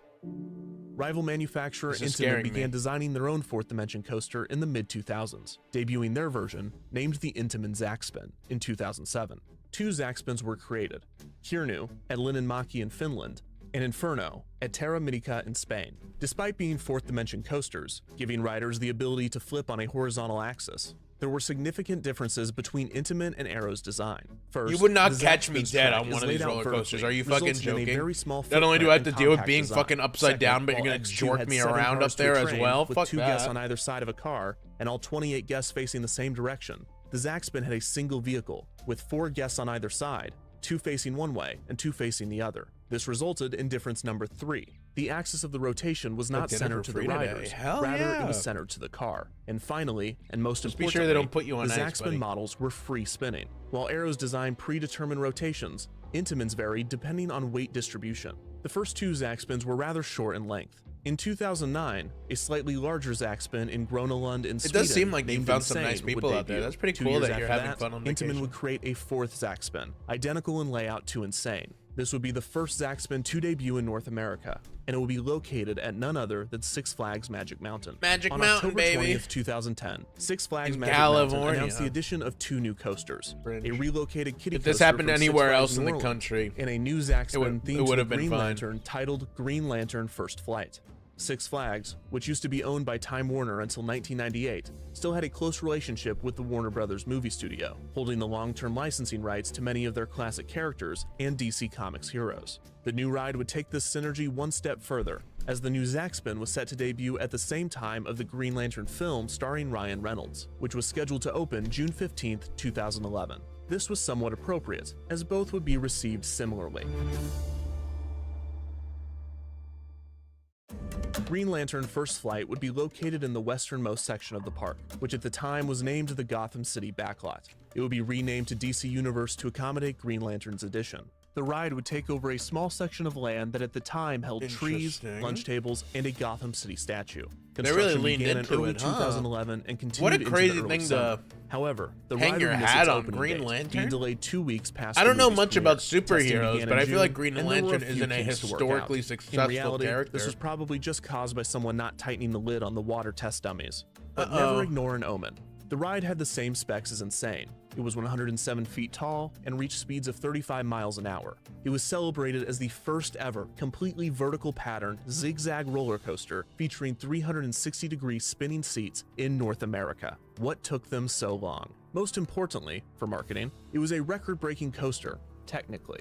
The coaster itself broke no records. As aforementioned, it was a clone of Insane.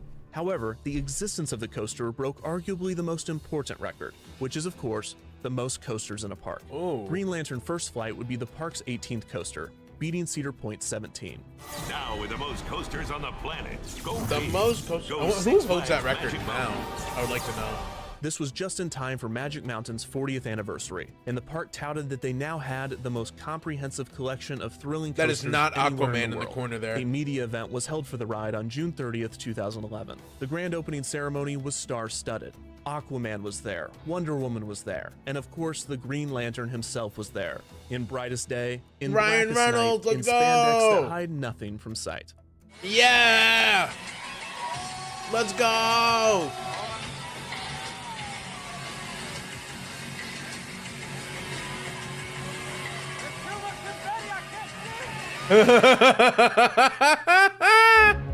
There's no The following shot. day, the ride was open to the public. There's too much Guests would confetti, approach the I can't ride, see. Viewing the coaster, a large Green Lantern power battery, and a large Green Lantern illustration. They would pass under a sign for Ferris Aircraft, where courage takes flight, the fictional aircraft company where Hal Jordan, the Green Lantern himself, was a test pilot. They would pass by a model of a plane and more information on Ferris Aircraft. As guests entered the Q building, they would be met with Abin Sur's wrecked starship. The next room would feature a Green Lantern power battery and a Why did pre-show half of video that look animated really good and Green the other Lantern half, like the illustrations. crashed half, looked Next, really they would be bad? greeted by a sign featuring the Green Lantern Oath. The line would then be split so that guests could board on both sides of the track. Guests would be seated 8 to a vehicle, 4 in each car, with 2 passengers facing forward and the other 2 facing back. The ride began and the spin was unlocked, giving riders their first preview of what was to come. They would lock in position as guests began their ascent, resulting in guests climbing the lift hill at a number of angles depending on weight distribution. Guests would then brave the 107-foot or 33-meter lift hill before beginning their zigzag descent along the 828-foot or You gotta be a 252-meter psychopath to track. enjoy this shit, The most man. intense section was the final element,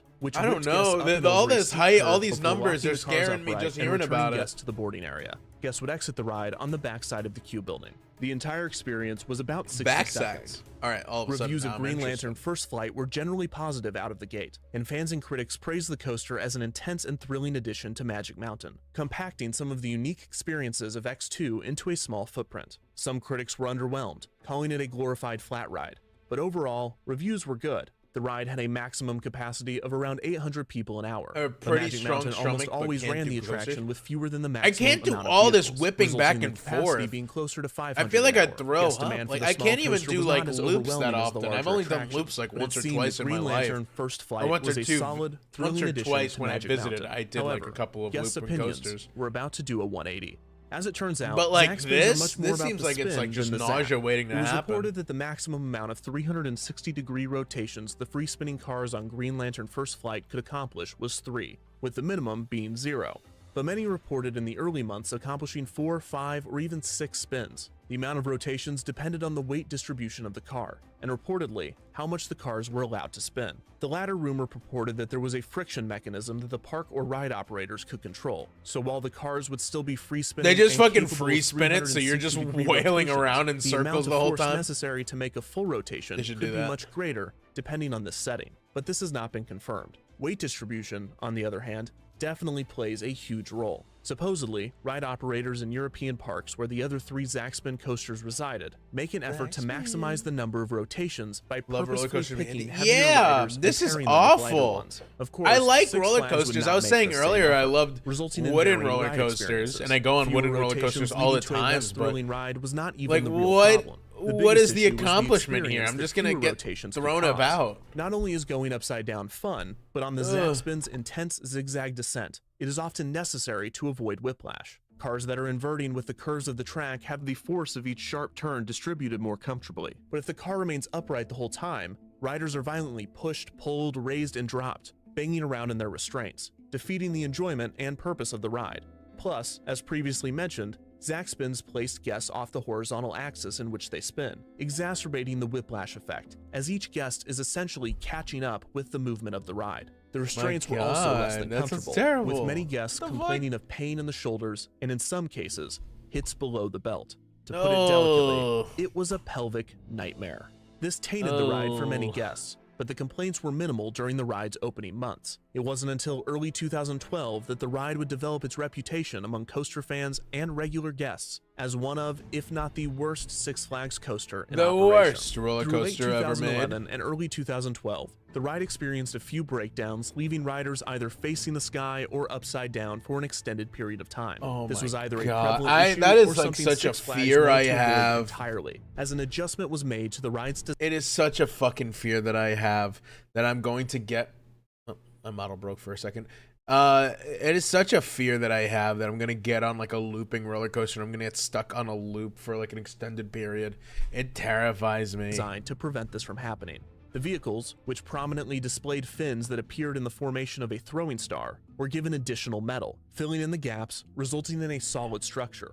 Reportedly, this weighed the vehicles down and significantly reduced the amount of possible rotations. And after this change, riders reported a much worse and much more painful experience. Some called Really? the ride neutered, fitting considering that others began reporting that this is what the ride did to them. This is not merely to engage in the immature humor of the classic low blow. The only ball busting going on here was that of the ride. The reports of crotch botches Seriously? plagued the ride's reputation. The Calls ride it was the ball advertised as an crusher. attraction capable Hell of, yeah. quote, squeezing Listen, a if you're the lifetime right of guy, action this into is the 90 perfect seconds. ride for you. But many riders claimed after the change that it only squeezed one's ability to make a life out of them in 90 seconds. The ride's bad reputation would only grow throughout the years, and a palpable hatred There is was someone brewed. out there who's like, get me on this fucking In July ride. of 2014, Green Lantern First Flight and all of the Intamin Zaxspins were closed out of caution after an 18-year-old man died after falling out of the Inferno Zaxspin in Spain. It was soon revealed that the park had modified the attraction's restraint without the knowledge of Intamin, and the other Zaxspins were reopened.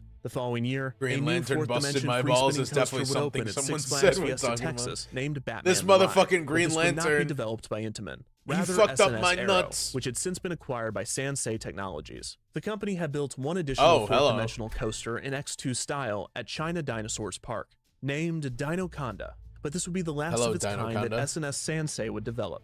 Batman the Ride was similar to a Zack spin, but different in a few key ways that solved many of the problems that Intamin's design had. First, Oh my riders God, were it's separated nauseating into cars just of to 2 rather look than at. 4, and the axis was centered on the seats, more specifically the riders' stomachs, resulting in a more comfortable experience and a somersaulting effect. Second, the cars use a magnet and fin mechanism that allowed for forced spins in key areas, while allowing free spinning during the rest of the ride. This concept, again designed by Alan Schilke, was a huge success, and a total of 9 SNS free spins. Oh my have God, been they had the installed Batman throughout and the world. Joker? To compete, Oh, both sides of Intamin one announced a coin, new I see. generation of their free spin model that shared more than a few similarities to SNS's version, although so far, none have been installed. As Fourth Dimension coasters spread throughout the world, Green Lantern First Flight continued to disappoint. The amount of negative reviews for the attraction cannot be overstated. It was truly despised by many. While there was a minority of people that enjoyed the attraction and thought everyone else was not tough enough for it, many more Magic Mountain visitors They're calling it a actively skill avoided issue. the ride.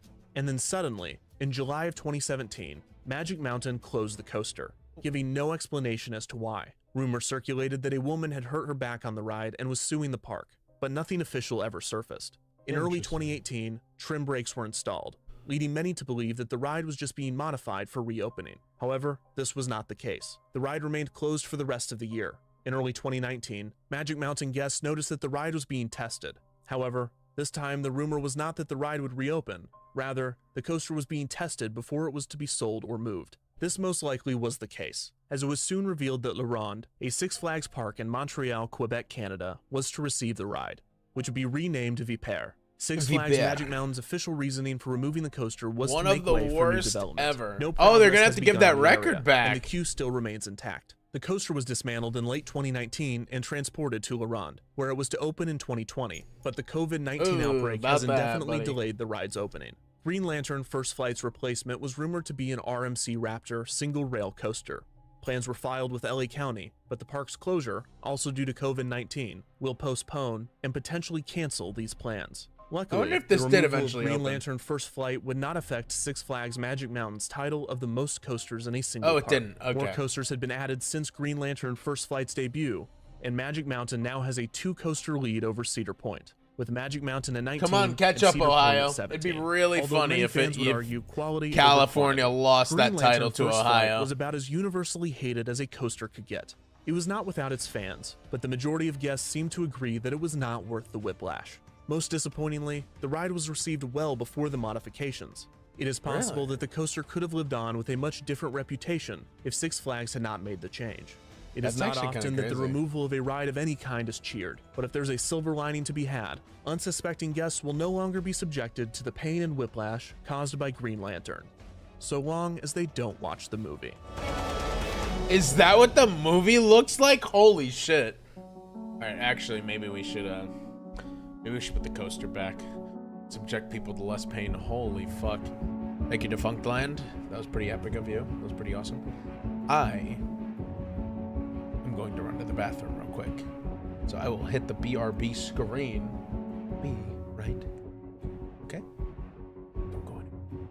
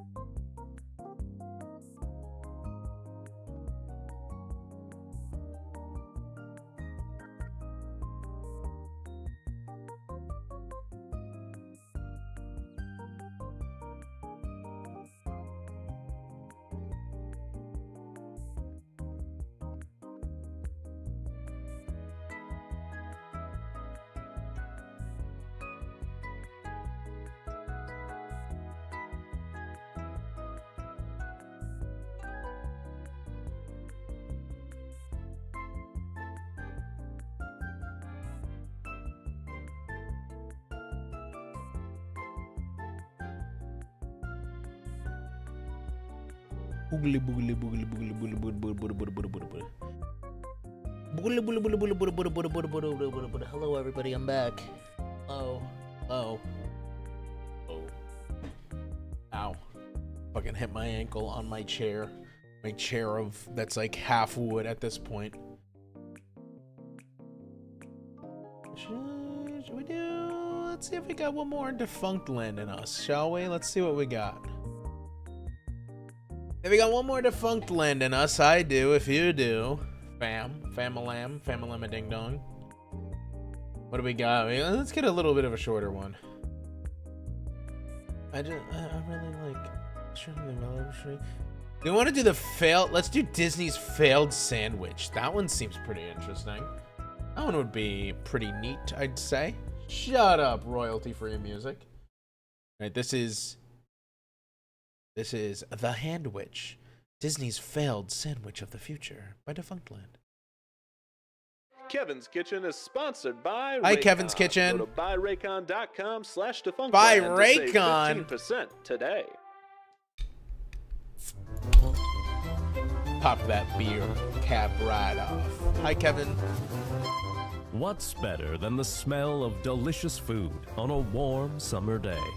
In this modern American kitchen is where we find our subject. This is Kevin. Hi, Kevin. Is a documentarian. A documentarian, Hi, documentarian captures Kevin. life and constructs stories about important topics such as injustice, crime, and roller coasters. He does not I like show that his third face, one. but he will show his hands. Oh. If we look Oh my closely God, at Kevin's he's hands, already we can more see that private he's than not like just 90% a of VTubers. documentarian, but he is also a baker. Like veg sheets from a roadside motel, Kevin's hands are splattered with the Crime. hauntings of years of mistakes. Crime. This mark was when Kevin burned his finger attempting to remove a hot tray of cookies from his oven. So fun fact, I don't have it anymore. Not that you guys would see it because I always wear gloves whenever I put my hands on camera. But when I was 16, so this is probably 60 years ago, I worked at a water park, and it was literally my last day on the job because I was not going to be returning there in the summer. And my job was literally to just bread and fry chicken for the entire day. And the first batch of chicken I put into the oil, I put it in, and apparently the people who were supposed to prep it the night before did not properly prep it. It was still frozen in the middle. So I put it in and the oil started popping because, you know, if you put frozen shit in hot oil, it doesn't tend to agree with it. And it splashed over my wrist. Like, it was like a wave of hot oil went over my wrist. And for the longest time, I had a scar on my wrist. I no longer do. I don't think you'd even be able to see it on camera. Only if you saw me in person and I held my wrist up to your face would you probably be able to see the scar from it. But for the longest time, I had a splatter of oil scar on my right wrist. But you can no longer see it because time has healed it. It has gone away. But yes, for the longest time, I had a scar because hot oil landed on my hand because someone decided not to defrost chicken the night before.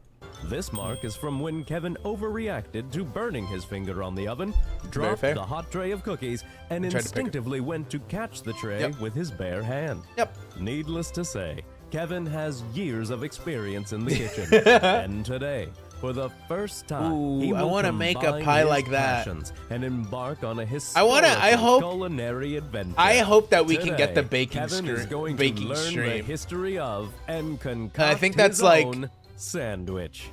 I think that's 400 if I'm not wrong. Sorry. You read it wrong. Do it one more time. But like, I really want to get Okay, the baking stream. Today, That'd be so Kevin cool. is going to learn the history of and concoct his own handwich. What is a handwich? I'll show you. I know a hungry man. Oh, the custom. Oh, the custom clock is a good touch. Handwich. Madison.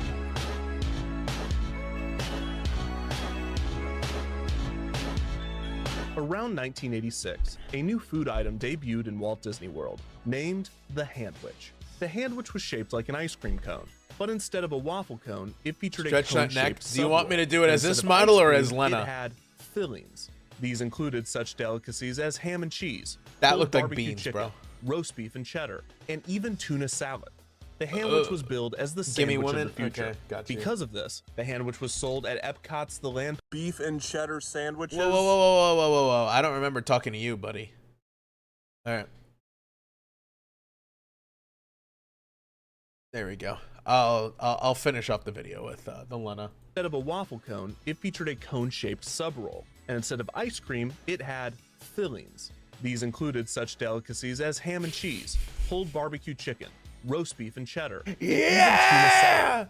The Handwich was Ew. billed as the sandwich. Here, of do you the want an future. ice cream Because cone? of this, It's full the of- Handwich was sold at Epcot's It's full of The Land tuna. You Pavilion's want another Farmers stretch my Market neck? Food court, as well as the Space Bar in Tomorrowland. It was also served in Adventureland. I can't at some have point. tuna. Wherever it was Meat billed cone. as Disney's Hell newest yeah. attraction, implying That's what they that called you me in can high ride school. the Handwich, when in reality, the Handwich rides you. The official poster What's for a the hand Handwich roll? boasted that it was not just futuristic, but revolutionary. Proof? The quote, first sandwich Shut up. you can hold in one hand. The poster also stated that it was What is a Disney-licious, hand and roll, that those though? that consumed it were playing a part Sushi in the roll in the history shape of a baking. cone. Despite the heavy marketing effort, the Handwich You was guys, you discontinued fucking sometime fish in the eaters, you mid-90s, guys have all the leaving fun. behind more questions than answers. Luckily, those questions would I linger. can't have and the good sushi. I don't know people what at that Retro means. WDW would respark interest in the Handwich during their Retro Magic I thought that event was in sushi 2019. burrito. Here, Used to be- historian you Brian used to be a Miles gave sushi keynote chef. speech on the Handwich, Sushi which chef. was coded somewhat like Sushi- a military briefing. Su- Miles conducted an interview with former Sushi Imagineer chef. Penny Ferris, who had the inside Oh, the scoop sushi on the right in front of Handwich, and you'll never guess Why who would was you be so responsible mean? for its creation. How could you Back do in this to me? I thought it was Imagineering, boys. Michael Eisner challenged us I love to fish. I think cannot about imagine. fun food. Damn. Okay, I guess So I'll that kill was the myself. big Holy shit! idea. Just flex on In me. a surprising twist, Eisner pushed for fun food in part because when he was a When? young man, he When? visited the 1964 When? New York World's Fair, at which Disney famously contributed 4 groundbreaking attractions. front of you? While there, You a can young eat Eisner in tried front of some the me. fair's I unique food it's only an offerings, issue if I including consume Belgian it. waffles. So Over 2 whenever decades the later, Eisner was the the CEO of the VTuber Walt beach Disney slash Company, and he amusement park challenged the trip company's Imagineers happens. to If you concoct a want unique fish, you don't culinary have to creation not for the eat it Disney in front of parks. me. During a day-long I just can't brainstorming eat it. session, Imagineers and food operations specialists designed dozens of dishes, but one stood out from the fray: a cone-shaped sandwich named the Castle Cone. The original fillings included mushu I'm not gonna shrimp lie, that and looks like the mixed thing berries. from Lucky Eisner Star. approved the idea, The and thing that Castle Cone Kanata was born. like, However, bleh, the name bleh, was you changed know? by the Walt Disney World marketing team, and it was officially released as the Handwich sometime around 1986. Why does it with have more beans, consumer though? and operations What are we, friendly British? fillings? Keith, I've been dying to know, what is a Handwich? It's a sub kind of roll, so Ew. you can stuff the, The meats chocolate cone thing, inside yeah. and eat it actually like a cone. As aforementioned, the Handwich was filled with ham and cheese, pulled barbecue chicken, roast beef and cheddar, and tuna salad. But these were just a few of Wait, the variations. pulled There was pork also in that chicken would kinda salad, go crazy. Ambrosia salad, seafood salad, What? and taco beef. When Disney MGM Studios opened Shoto, in 1 1989, minute. We're getting a ahead unique of Handwich ourselves was here. created for the park with a Ham Cobb and salad cheese looks filling. horrific. Which one was the ham and Unfortunately, cheese? The Hold on, Handwich I was gotta not the look at success this. which was created taco nations. There was also chicken, roast beef and as aforementioned, the Handwich was filled with ham and cheese. Oh my god. That just looks like they left it out too long. What the fuck? That's not appetizing. Pulled barbecue The pulled barbecue. chicken, Pulled barbecue chicken kind of goes crazy. Maybe you got a little drizzle on that somewhere. Maybe a little toppings. That's okay. roast beef and Roast beef and cheddar, you're kind of pushing it. I don't know if... I mean, it is just bread, so I guess it's not bad. But, like, do you want a cone of that? Looks like chopped beef. Yeah. cheddar, and tuna salad. But Tuna salad's fucking foul. You're walking around with a fucking ice cream cone of fucking fish. Let's be a little real. these were just a few of the variations. There was also chicken salad, Chicken salad's wild. ambrosia salad, Ambrosia, don't know what the fuck ambrosia is. No, on a hot day, yeah, a nice fucking Floridian day where it's like 115 degrees and you're just letting your fucking tuna swelter in the sun while you take care of your fucking whining kid. seafood salad, Seafood salad. and taco beef. Taco beef might be delicious. 115 degrees. It's winter time. Yeah, for When Disney Floridians, MGM yeah. Studios opened in 1989, a unique sandwich was created for the park with a Cobb salad filling. Unfortunately, Cobb the salad. sandwich was Have not the some. success that What are Eisner these had hoped for. options? In 1990, the Orlando What Sun happened to reported a that, quote, tuna "The or last we a checked, fucking the turkey sandwich and had not cheese?" exactly gripped the imagination of a hungry America, let alone Orlando, let alone anyone but Michael Eisner. Retro WDW's Retro Magic event was held at the Ballroom of the Americas at the Contemporary Resort, and immediately after Brian's presentation, attendees were treated to a lunch of the future of the past with a Handwich buffet. This would not be the only reappearance of the Handwich after Okay, I'm not gonna lie. The actual sandwich and presentation is a little bit better than the pictures. This is actually, I'm looking at it and it's like, oh wait, this isn't too bad. The fish is still abhorrent. The fish is terrible. But like the meat and the rest of it, probably okay. Discontinuation in the mid-90s. In 2012, Cars Land opened at Disney California Adventure theme park, and the Cozy Cone Motel quick Cars service spot mentioned! served Handwich-style bread cones. Okay, that's although pretty they were cute. not officially handwiches. Flavors included chicken verde and chili cone queso, and for breakfast, bacon scramble. In 2013, Disney's Hollywood Studios Min and Bill's Dockside Diner quick service. Am I stand wrong for served their saying own these sandwich actually cones, seem a but these little were quickly good? discontinued. The seafood, In you gotta cut it out with the 2014, another seafood. sandwich cone could be You found. gotta cut it out Again with the at Disney's seafood. It's Hollywood just not Studios. gonna happen. This time, fillings included a macaroni and cheese Ooh. with bacon topping cone Ooh. and a Ooh. Fiesta chili cheese cone. Ooh, In these are 2017, good. He's cooking during with Epcot's these. 35th anniversary celebration, a retro handwich was created. This time with a new mac and cheese with cheeseburger filling. While distinct from the Yeah, original mac and cheese, handwich, cheeseburger this was filling, the these- most these intentional two, of this the two, handwich this two. revivals, explicitly referencing the dish's predecessor. All of this is to They'd say, be so messy? the handwich Probably, is but, like- replicable, which means Kevin, wait. No more you're not messy than an really ice going to cream cone, I'd recreate one of imagine. the At least these don't sandwiches, are you? melt. no, announcer man. I'm going to recreate 3 of the handwiches. 3 handwiches? That is a journey from which you cannot return unsuccessful. Come up just 1 handwich short, and you will be lost to time, just like the handwich itself. Are you sure about this? It'll be fine. Now let's make some handwiches. Yeah, let's make them. Mouth-watering meals. Guys, Delectable dishes. if we do the Tasty VTuber trip, treats. I'm going to make you guys No matter handwiches. how The scrumptious, bread is good enough. It they, shouldn't be messy, but it's once Disney World, so it everything might fall apart. will be Dude, lost I to had time. Wonder Bread for the If you first time make in a most long of us, time. some Like Wonder Bread will be hot dog remembered. buns. And I went to And take a unlike bite, all of us, and they better be some top class. will be I'm a master resurrected. chef, Poco. This Just telling you. is I'm not the like fun 5-star thing. Michelin or The anything like dishes that, of the but I past know how to cook. Return to the plate. And now, Next your time I cook host, for myself, I'll Kevin take photos and Bergerer, send them to will you. show us how to create an old-fashioned handwich. Yeah, I went to eat It's like true. I The sandwich went of to the eat like future of the Wonder past is Bread of the present once again. buns. Because today, And we I will be like creating I an made my hot old-fashioned dog. I barbecue made it with chicken the works, handwich. you know, ketchup, Let's mustard, start with our relish, delicious and I slow lifted it to my cooked mouth, barbecue and the chicken. fucking bun First, fell we make apart our before it sauce got to with my a mouth. tablespoon of apple cider vinegar, Alright, followed hold by a on. I tablespoon gotta lock of in. Worcestershire sauce, a 4th cup of brown sugar, and a tablespoon of olive oil. I have peeled Okay. and grated an onion, and we are going to put both the onion and the juice into our bowl. Finally, let's add 2 cups of barbecue sauce. The only barbecue sauce you will ever need, and the best barbecue sauce in the world, is Joe's Kansas City barbecue sauce. That's not Sweet I'm Baby going to Ray's, add the sorry. full bottle to our bowl. Gotta And go now with the we potato mix. bun. I've never had potato buns. I don't think. Maybe I have once Next, or we twice. place 3 pounds of The chicken Wonder breast Bread into our slow nostalgia. The cooker. only good, After the we only good wash thing our to come out of hands, Wonder we Bread season. was Ricky This Bobby. quick spice mix Sweet that I created Baby Ray's, contains hell salt, yeah. Pepper, paprika, cayenne winner. pepper, Yay. and garlic powder. At Poco We approval. can now pour our sauce over our seasoned So chicken. true. And once again, we mix. Let's place the lid on our slow cooker and cook on low heat for 7 hours or high heat for 4 hours. About 2 hours before our chicken is done cooking. we I mean, can I could begin low making cook. our handwich Actually, I cones. could probably. Start by I'm gonna warming have up to a save cup this of for milk later. in the I microwave kind of want to make until this. warm, but not hot. We can then add a teaspoon of sugar, then 7 ounces of active dry Maybe yeast, if and we then get the again, we baking mix. stream, would you guys want me to do We're going this? to allow our yeast to activate to the side for around 5 to 10 The minutes. 4 hours In the would be meantime, crazy. I'd we have will to create our pre-make flour the mixture. the thing. In this bowl, Yes. we have 4 cups Well, of all-purpose flour, and we are I going think to add we in 3 are- tablespoons of castor sugar and 2 teaspoons of salt, and then we mix. We're going to make a well in the center of our mixture. 40 Inside, what? we will place 2 eggs and our activated yeast $42 mixture. away. Am I doing my math right? We can now take a hand mixer, and we mix with a dough hook. No, we're $47 After these away are from the combined, baking we stream. take I a 4th think if cup I'm of soft remembering or slightly correctly. melted butter and add it to our dough. We now mix for around 6 to 7 minutes. 6, 7. We now place our somewhat sticky dough onto a floured surface to form it into a ball. Once we have done this, we can place it into a greased bowl, cover it completely, and allow it to sit in a slightly Yeah, we're warm at spot for 1 hour 353, to and the rise. baking stream is While at that is 400. rising, we can create our cone molds. We So will be we using printer need paper and tinfoil to create these.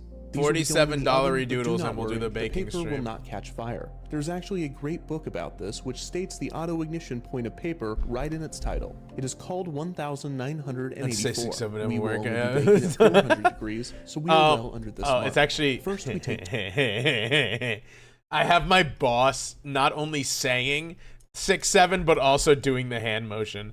Like every once in a while, I'll be like, "Yeah, we need like probably 6 or 7 things," and I'll just like motion, and then he'll do. It's really funny because like you know how you do it. It's like the little, you know, short elbows, like just kind of subtly. He does it like full extension on both arms, like very slowly and stiffly. It's really funny because he's like a handful of years older than me, and he's just like 6, 7. 2 pieces of printer paper, and we lay them landscape in front of us. We take the bottom left corner and create a small fold in like this. That right there is about right.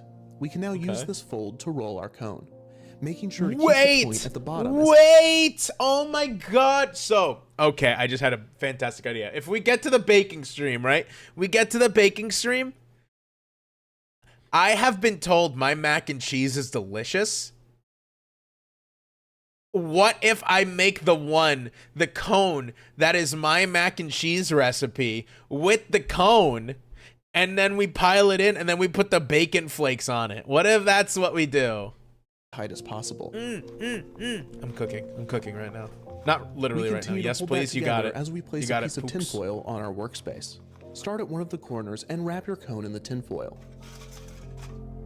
Do not worry about this excess, because we are going to just fold that into the top of our cone. And there you have it. We will have enough dough for 8 sandwiches, but I will only be baking 2. 1 for me and 1 for you. So once we have finished with our cone molds, we can place them to the side. Defunct Blend. Once our dough has risen, now comes the fun part. We're going to divide our dough into 8 equal pieces and cover again with our plastic to prevent any of them from drying out. One by one, we are going to take one of these pieces and roll it out. Rising. We want to end up with a long tube, around 3 feet long. Damn, you're Once just going we to have show that this, on stream? We can take one of our molds and, starting from the bottom, spiral our dough up the cone. Now that's looking like a handwich. Once we have done this, we gently press our dough into the cone and pinch the tip. We now place these on a greased baking sheet. As our oven preheats to 400 degrees, we are going to give our handwich cones a light egg wash. Once our Oh, I cones don't are have one of prepared, those. we I can need the place little them in our silicone oven brushes. for around 12 minutes. While those are cooking, our chicken should be just about done. That smells absolutely delicious. With 2 forks, we shred the chicken, and as we do this, we mix. We're going to drain only the chicken we will be filling, as we don't want our handwiches to be too soggy. Once we pull our cones out of the oven and allow them to cool, we can remove the mold and admire our work. Now, Get we a take zoom our in, chicken baby girl. and fill our handwich cones. And voila, a beautiful barbecue chicken handwich. I think I must can now fuck take a this bite. up. I think I could fuck these up pretty well. I'm just Absolutely saying. Wonderful. I'm just saying. I think I can fuck these up pretty well. Because we have 2 more handwiches to make. Kevin, wait! There's still time to turn back. Just 1 is enough.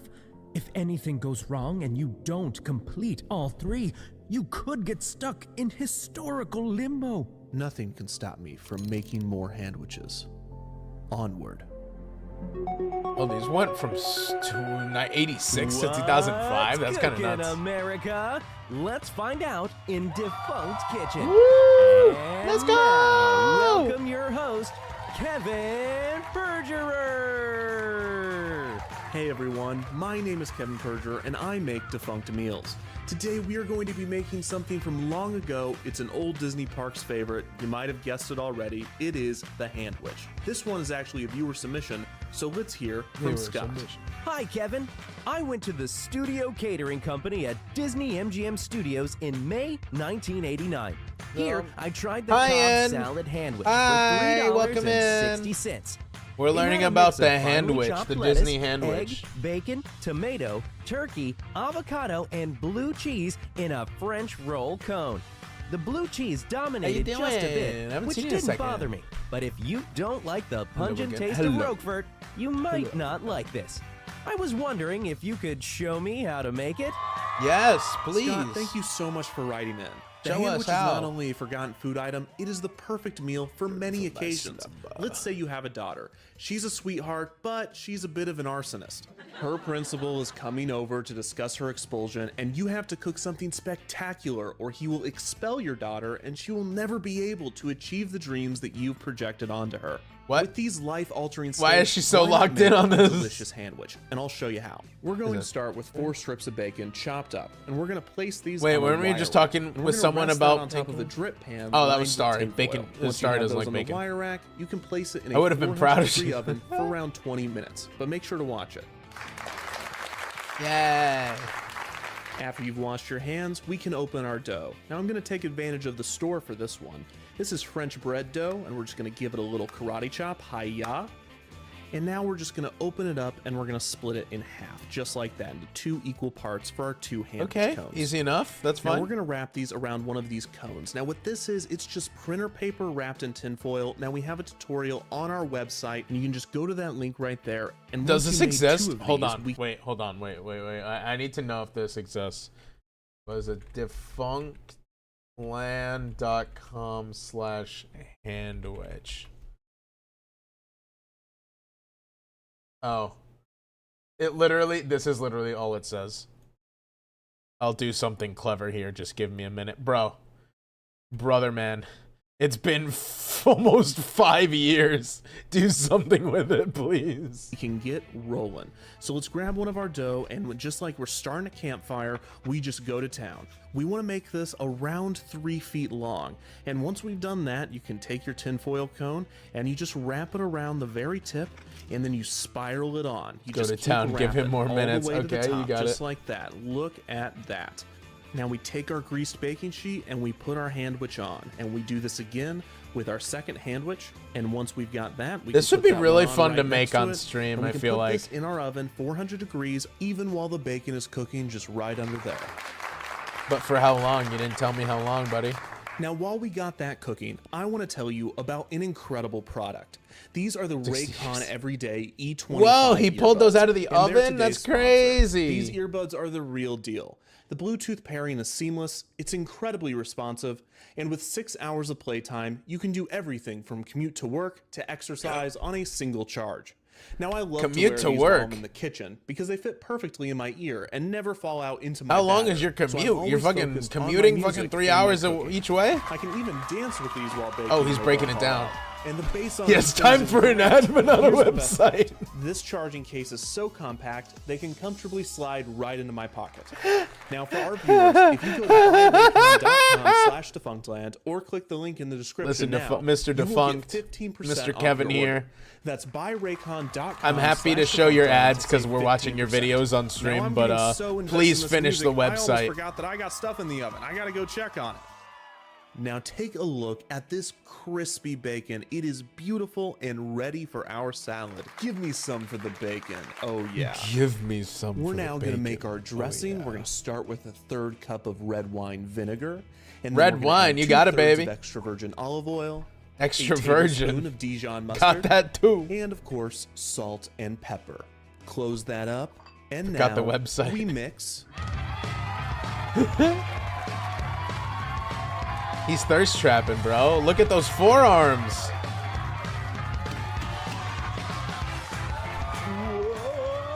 Whoa! Stop clapping. It freaks me out when I'm using the knife. God, I'm tired. Okay, so we're gonna take our lettuce and put it into a salad spinner, and you will never guess what that does, but I bet you'll clap anyways. All right, let's try to keep it at a mezzo forte. Kevin's got a headache. Let's go ahead and speed run this salad. Bacon, cherry tomatoes, Roquefort, egg. The fuck Doesn't is a matter how you slice Roquefort? it, it'll still taste terrible. I'm gonna open up an avocado and take You out are its pit. Boom, sadly magic, right disappeared. about boiled no idea eggs. where that went. Slice up some turkey I got from the deli. And don't forget to throw a little piece of turkey over your shoulder for good luck. And we mix. Egg. And look what just came out of the oven. Oh, One of them's a little messed up, oh, but that doesn't looks matter. We're good. gonna keep Okay. on trucking. Let's go ahead and add our dressing to our salad and then fill these cones. Now I cannot wait to try this, so I'm not gonna. Shut Let's up. take a bite. That is They actually do look good, That's two yeah. beautiful sandwich cones, and you know what? I this seriously pairs think great the with? seafood is the only thing that Raycon fucked these up. Everyday E25 earbuds. You can't I eat know those these with might it, have but looked complicated, you know but what? do not Maybe be you could afraid of listen to these. The this sandwiches video. can smell fear, and if they smell it, they will become spicier. And check this out, we did that in under 5 TV minutes, which is roughly 13 hours. I hope you enjoyed today's episode. So now, hungry, I've these got to would go be make another fucked up. sandwich, or I might be lost to...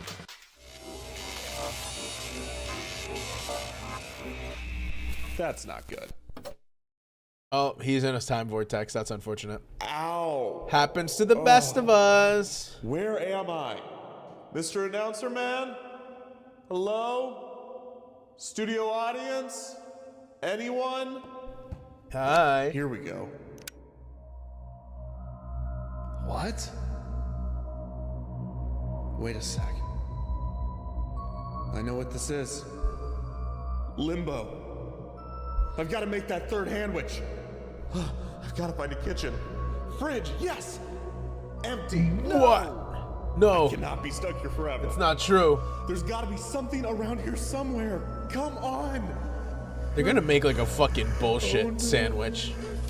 It's gonna be like the fucking Jeez. I've got it. poop witch. One more.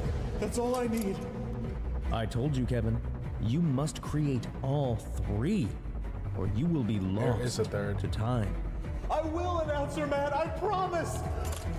The They hand just was did a little meant bit to time. die. Publix. Let it stay dead. I have to bring it back once more. 3. He really is in the liminal zone. That's impossible. You'll never do it. I guess everyone was right when they called you two-handed Kevin. I never believed in you. I'm gonna prove you all wrong. I just need one more sandwich. Kevin, take my hand. Take my sandwich. Biscuits? I'm so glad. Arby's? Place your order when ready. Could I get 3 beef and cheddar sandwiches without the buns? So if you don't want it on the bun, you just put it in a bowl. Yeah. So I've got 3 beef and cheddar classics, all in the same bowl, with the cheese and the sauce in the bowl as well. That's There, right. And some there are a lot of things that you can cancel a YouTuber over. I think we should cancel him over going through an Arby's drive-thru. mozzarella sticks, please. Sure, you want 4 or 6? 6. Is he gonna stuff the meat and cheese in the bread? That might be smart, actually. Arby's is not good. Your fucking government mind control can't work on me. Arby's is fine. Your government mind control can't work on me. I don't know what kind of deep state conspiracy is going on, A handwich. but your fucking bullshit can't do this to me. Ugh, it doesn't even look like meat.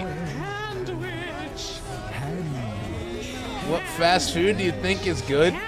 Most fast food isn't good. Ew.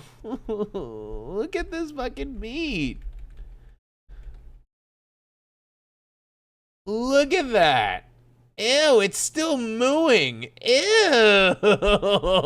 Why does the cheese look like that? Bleh. Bleh. You would eat? Have higher standards, I'm begging you. Shows people. No, no, it's not true.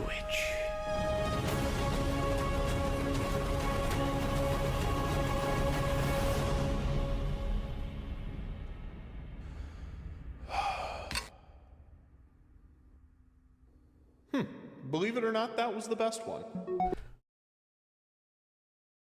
We need to kill him. He must die. Kevin, you did it!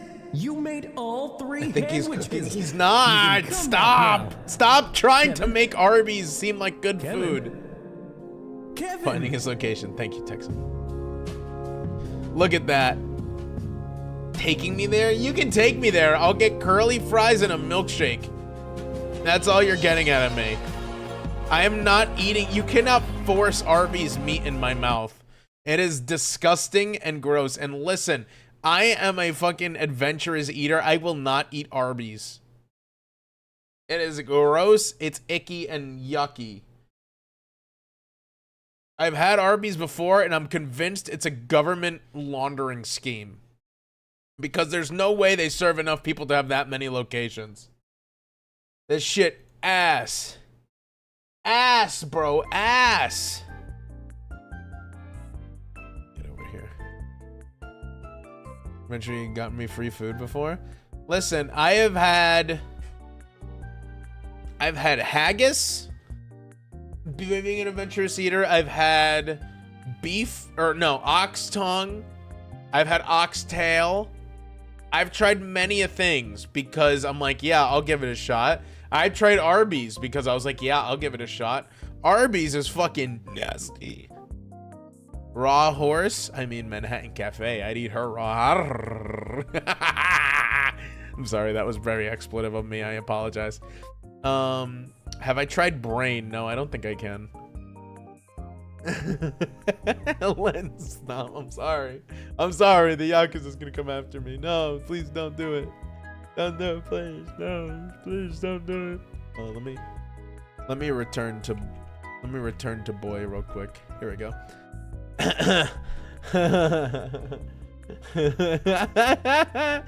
No, I haven't tried. What is the best fast food out there? It's honestly probably Cookout. Cookout's probably the best fast food I've had. Wait.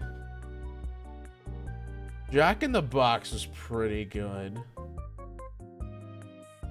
I don't want to give any credit to In-N-Out because that would make people on the West Coast think they're people. Taco Bell's pretty good. I like Taco Bell. Think they're people.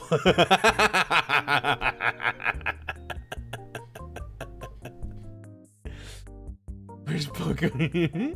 In-N-Out. Freddy's! Holy shit, Freddy's is delicious. Wait one. White Castle's the worst. Untrue. White Castle is pretty tasty. I said West Coast. Yeah, West Coast people aren't people. Yeah, but Poco's not technically West Coast. She's just existing out on the West Coast. Freddy's is pretty fantastic. You cannot compliment White Castle and trash talk Arby's. Yes, I can. Because White Castle on its worst day is better than Arby's on its best day. White Castle's milkshakes clears Arby's milkshakes by a country mile. Their burgers, not only are they serviceable, however, they're also dirt cheap.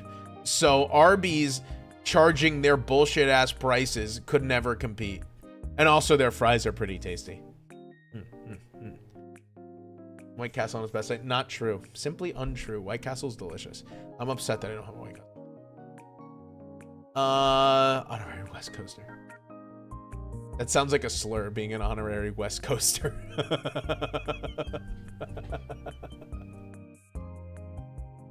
OMG twins. OMG twins. Oh my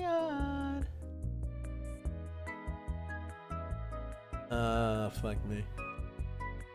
Oh, maybe I will do an entire stream one day. That would be a really fun stream idea where I try a bunch of fast food, like #1s. So like a Burger King #1, McDonald's #1, Wendy's #1, Taco Bell #1, and just like go through and rate all of them. A mukbang, that'd be pretty good. Dick's is the best fast food, but it's so limited. Isn't that a sporting goods store? I go to Dick's. I eat the batting gloves.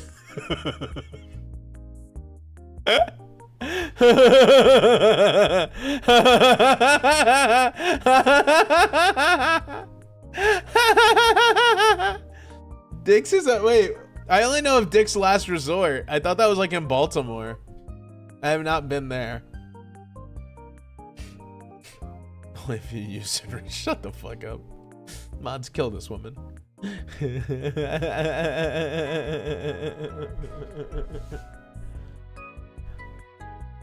That would be a lot of fun. That would be a lot of fun to do. think that'd be amazing. BRB fam. Gun to your head, name the best diner. The best diner is going to be one that is from, like, it's a mom and pop diner. What do you mean, name the best diner? A joke in Seattle where you tell people you get a bag of dicks. Chain? Diner chain? I mean, they're all kind of the same, I'll be real with you. The only one I'd give the edge to is Cracker Barrel, because Cracker Barrel has the loaded potato casserole.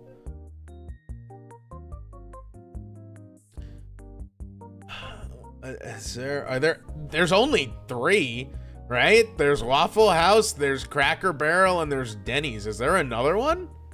Am I missing one? Okay, hi Zaki. IHOP. IHOP sucks. IHOP's poo-poo. Yeah, IHOP is poop ass. I used to like IHOP, and then I went to like 3 in a row that had the worst service in the world, and I'm like, you know what? Maybe we should have let them be the International House of Burgers. Also, their food's not that great. Oh, Zaki be licking. It's a universal experience. IHOP's the worst. Okay, so it was not on the table. Cracker Barrel's great because Cracker Barrel not only has fantastic food. I get their, what's the one I always get? I get the, it's like the grandfather steak. It's like the country fried steak, and then I get the loaded potato casserole. Waffle House is cheap. I have not been to White House. I have been to the White House, funnily enough. I have not been to a Waffle House before. You've not been to a Cracker Barrel or a Waffle House. I would say Waffle House is better than Denny's. However, I believe Denny's has mimosas, but I could be wrong. I think they do have mimosas, but Cracker Barrel might also have mimosas. I've never tried to order alcohol at a Cracker Barrel though. I usually just get the country fried steak and the loaded potato casserole. Denny's got the Grand Slam. Grand Slam is delicious. Been to Denny's 3 times and got sick 3 times. Unfortunate batting average there. Unfortunately, batting 1,000 on food poisoning. Is there any others? Denny's in Japan. Thing Japan, but unironically. Why would you go to a Denny's in Japan? Why wouldn't you just go to a regular, like just a breakfast place? Because it's no, I'm not saying it's not better. I'm just saying, why wouldn't you just go to a different place? I don't know. Whenever I go like traveling, I always make it a rule that I don't eat chain food. So like whenever I go somewhere, it's like I will only eat at local places just to experience the local towns and not the chains. And so like if I were to go to, I don't know, fucking name me a city. If I were to go to Chicago, I wouldn't eat at like a Subway in Chicago. I would eat at like local mom and pop in Chicago, you know, something like that. I wouldn't do I wouldn't eat at a chain. We're in Akihabara and it was there and it was hot and we were dying. Wimp. Whoa, wimp. Whoa, stinky. Do not go to Japan and do. Bro, I'm in Meringueland in fucking June. This shit's an oven. If I can handle this shit, I'm sure I can handle Japan.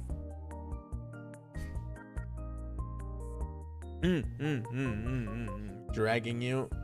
I'm being dragged away. Uh-oh, she's dragging me, chat. She's dragging me.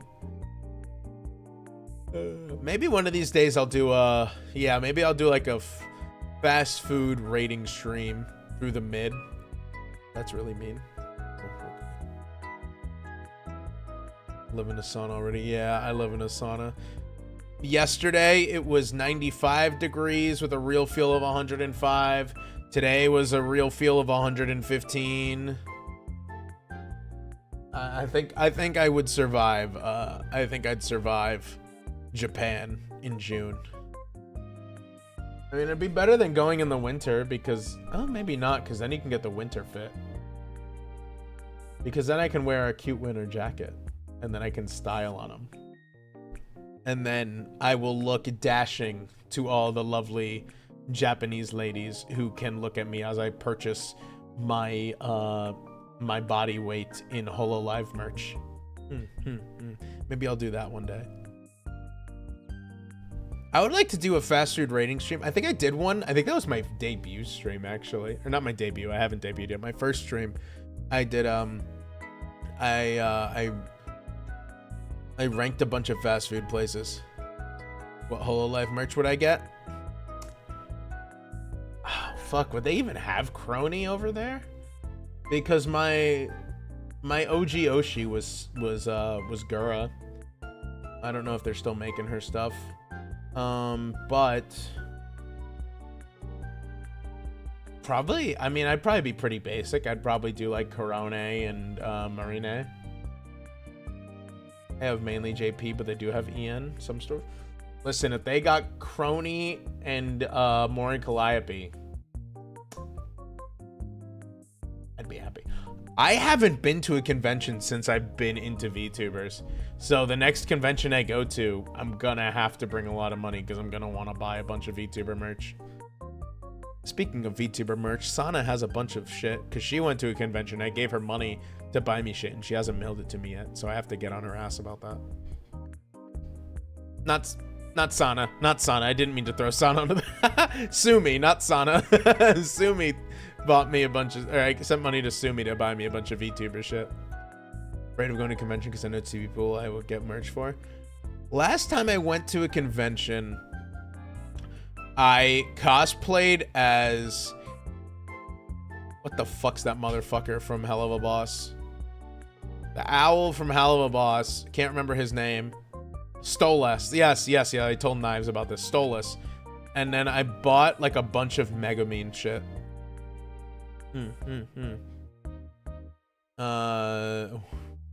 But that was a long time ago. That was during, yeah, that was the last convention I went to. That was the last time, like, before I was into VTubers. So that was a couple of years ago at this point. So next time I go to a convention, I am gonna have the opportunity to spend more money on VTuber shit because I'm actually gonna know my shit now. And if I see a HoloLive merch, or if I see FaZe Connect merch, oh baby, it's gonna be over. It's gonna be over. Ooh. I can't wait. I love it. I love VTubing so much. I love my VTubers. I'm such a fucking simp of my VTubers, bro. Rotato, Rochacho, Rotato Chip.